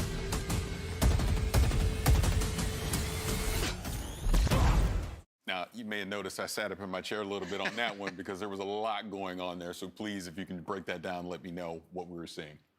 There's a lot to break down. I don't know if we got enough time to get all the way into it. But some of the things that I really love when I look at that trailer is that first sequence where they have the bulldog shotgun, they're running through, shotgunning enemies.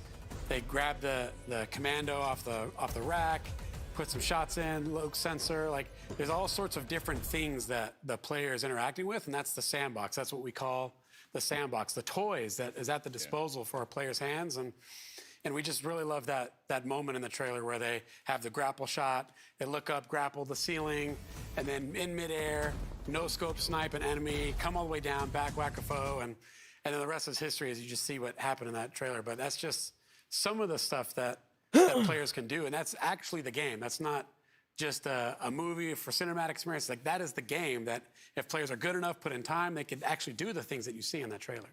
Yeah, and few things are more important Yeah, I to did notice Halo that, Donut. multiplayer than like interacting with the sandbox and combining it, picking it up They off also the map teased the and CE pistol, combining it it seems into like. awesome play styles. So what we did was every sandbox item in the game, when it spawns, it's spawning on an object in the map, so you can see where those things can be found. And then it also tells you the respawn time of that item, when it's going to come back. And you always know, I can go grab that commando. I over think at you're this, right, Donut. spot I like think that- they might that come guy with the did. first And then when event the players, in game. accrue all those awesome items and do awesome things. You heard the return of Jeff Steitzer, the multiplayer announcer, shouting out medals. So we always want to give players medals when they do really cool SpongeBob things. Swag so you heard Pants some has there, and subscribed to you'll my hear YouTube some later channel. on in the trailer. Oh, that's awesome. See, when I watch that, to me, that's Halo. That's Halo to me. I absolutely love that. Now, let's skip ahead a little bit more into the trailer to 57 seconds. I heard a voice, so I want to know what this voice is. Let's see it. Yo, you, whatever. Let's do some damage. Yulu. Yeah, so that is the player's personal AI. So in Halo 5, there was a squad leader that announced, when weapons are going to come up and other things going on in the match. And in Infinite, we have the player, like Chief has Cortana, they have a personal AI in their helmet that is kind of telling them these things. And it's also another way that players can show their personality in their characters. So there's multiple personalities and characters for the player to choose, so that the right AI is in their helmet helping them out We in knew medals combat. were coming. I want to skip ahead a little further here because I think I might have saw a big team battle. So let's go to a minute 40 and check that out. Skewer acquired.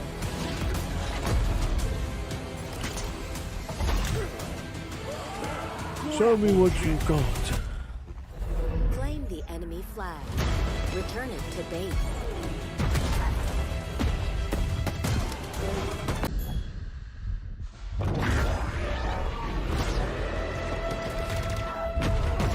The flag is ours. Please call at your earliest convenience. That looked like Big Team Battle to me. What's coming new? What are we going to do in Big Team Battle in Infinite? I mean, it's not even just that. I mean, it actually opens with actually a 4v4 with a vehicles map called Behemoth at the beginning. So we actually are bringing vehicles back into the 4v4 arena. But then, yes, it definitely transitions into the 12v12 actually BTB part of the game, where we're actually making it a bigger team battle this time. Really wanting to index into the battle fantasy with the more players, where instead of like vehicles just spawning around the map, we have pelicans drop them off. We have ordnance pods that drop in new weapons.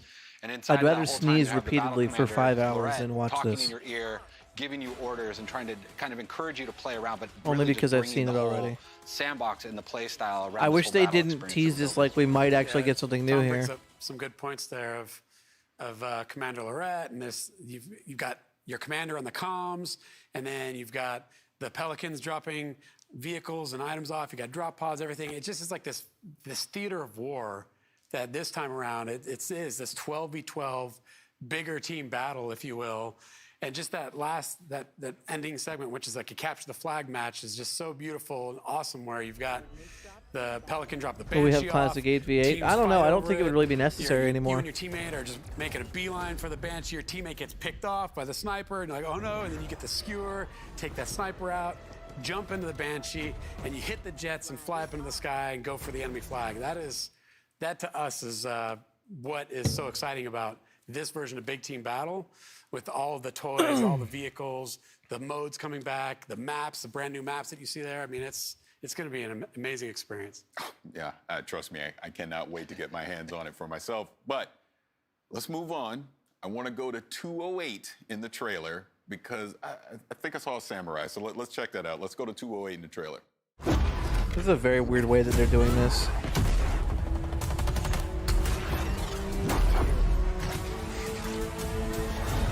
Now, show me what you can do. Are you sick, Broham?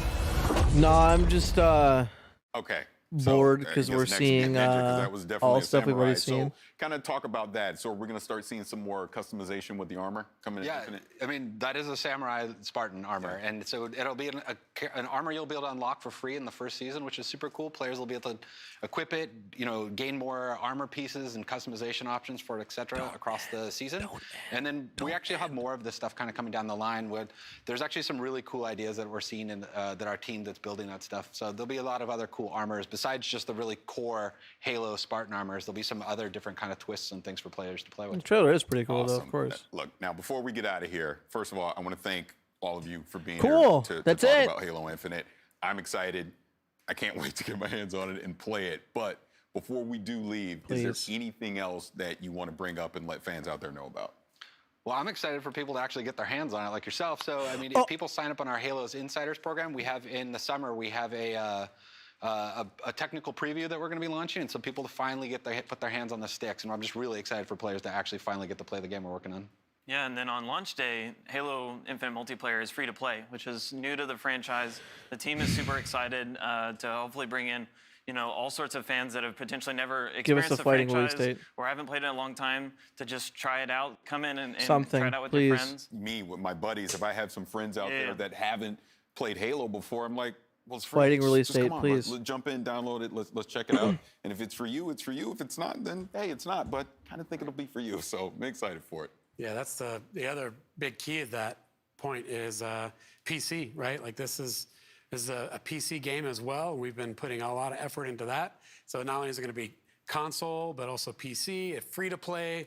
Like the barrier to entry is so low, and that has us excited. And I think as we really, just to really think about it, is we've been working on this game. And as developers, when you work on a game, you want to get that game out there. And that almost seems like, for us, that's the finish line. But in reality, it's going to be the starting line for all of us, for us and the Halo fans. Please. Day one, there's going to be a bunch of content there. Just and give things us that a are release exciting date, and good. But then we're going to add more content. We're going to add more maps. We're going to add more modes and weapons and vehicles, equipment items. And it's just the beginning of this whole journey that we've been on for a while. And we're going to take everyone else with us as the game comes out. I'm excited. Gentlemen, again, thank you so much.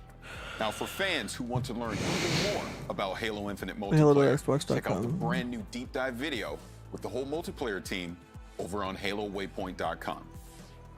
And allow me to give a big thanks to everyone who's joined us today. Whether you play your favorite games on Xbox, PC, or Game Pass, the next 12 months will be nothing short of spectacular. It has been my absolute honor to be your host and share this experience with you. But before I go, here's a gameplay deep dive from the team behind the highly anticipated Scarlet Nexus. Not today. 世界観を表現した世界観が収められたものになってます。で、見た目ビジュアルのこのスカーレットネクサスのビジュアルの特徴。Yeah, I'm good.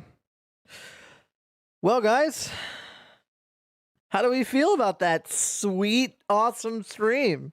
How do we feel about that riveting, fantastic experience?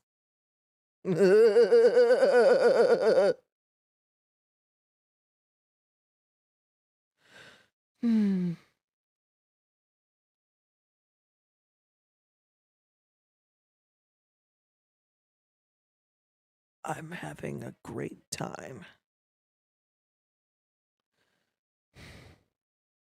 Well, guys, I appreciate you toughing it out with me, but we're going to go ahead and call it here. I'm going to wallow in my depression. And this is how I feel inside right now. This is me inside right now.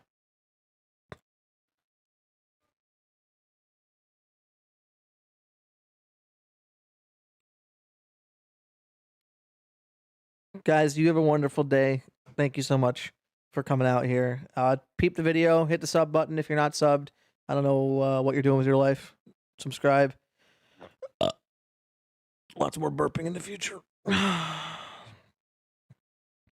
agree, Toxic. Alrighty, guys. See you later. Cosmic, you didn't do nothing. It's okay.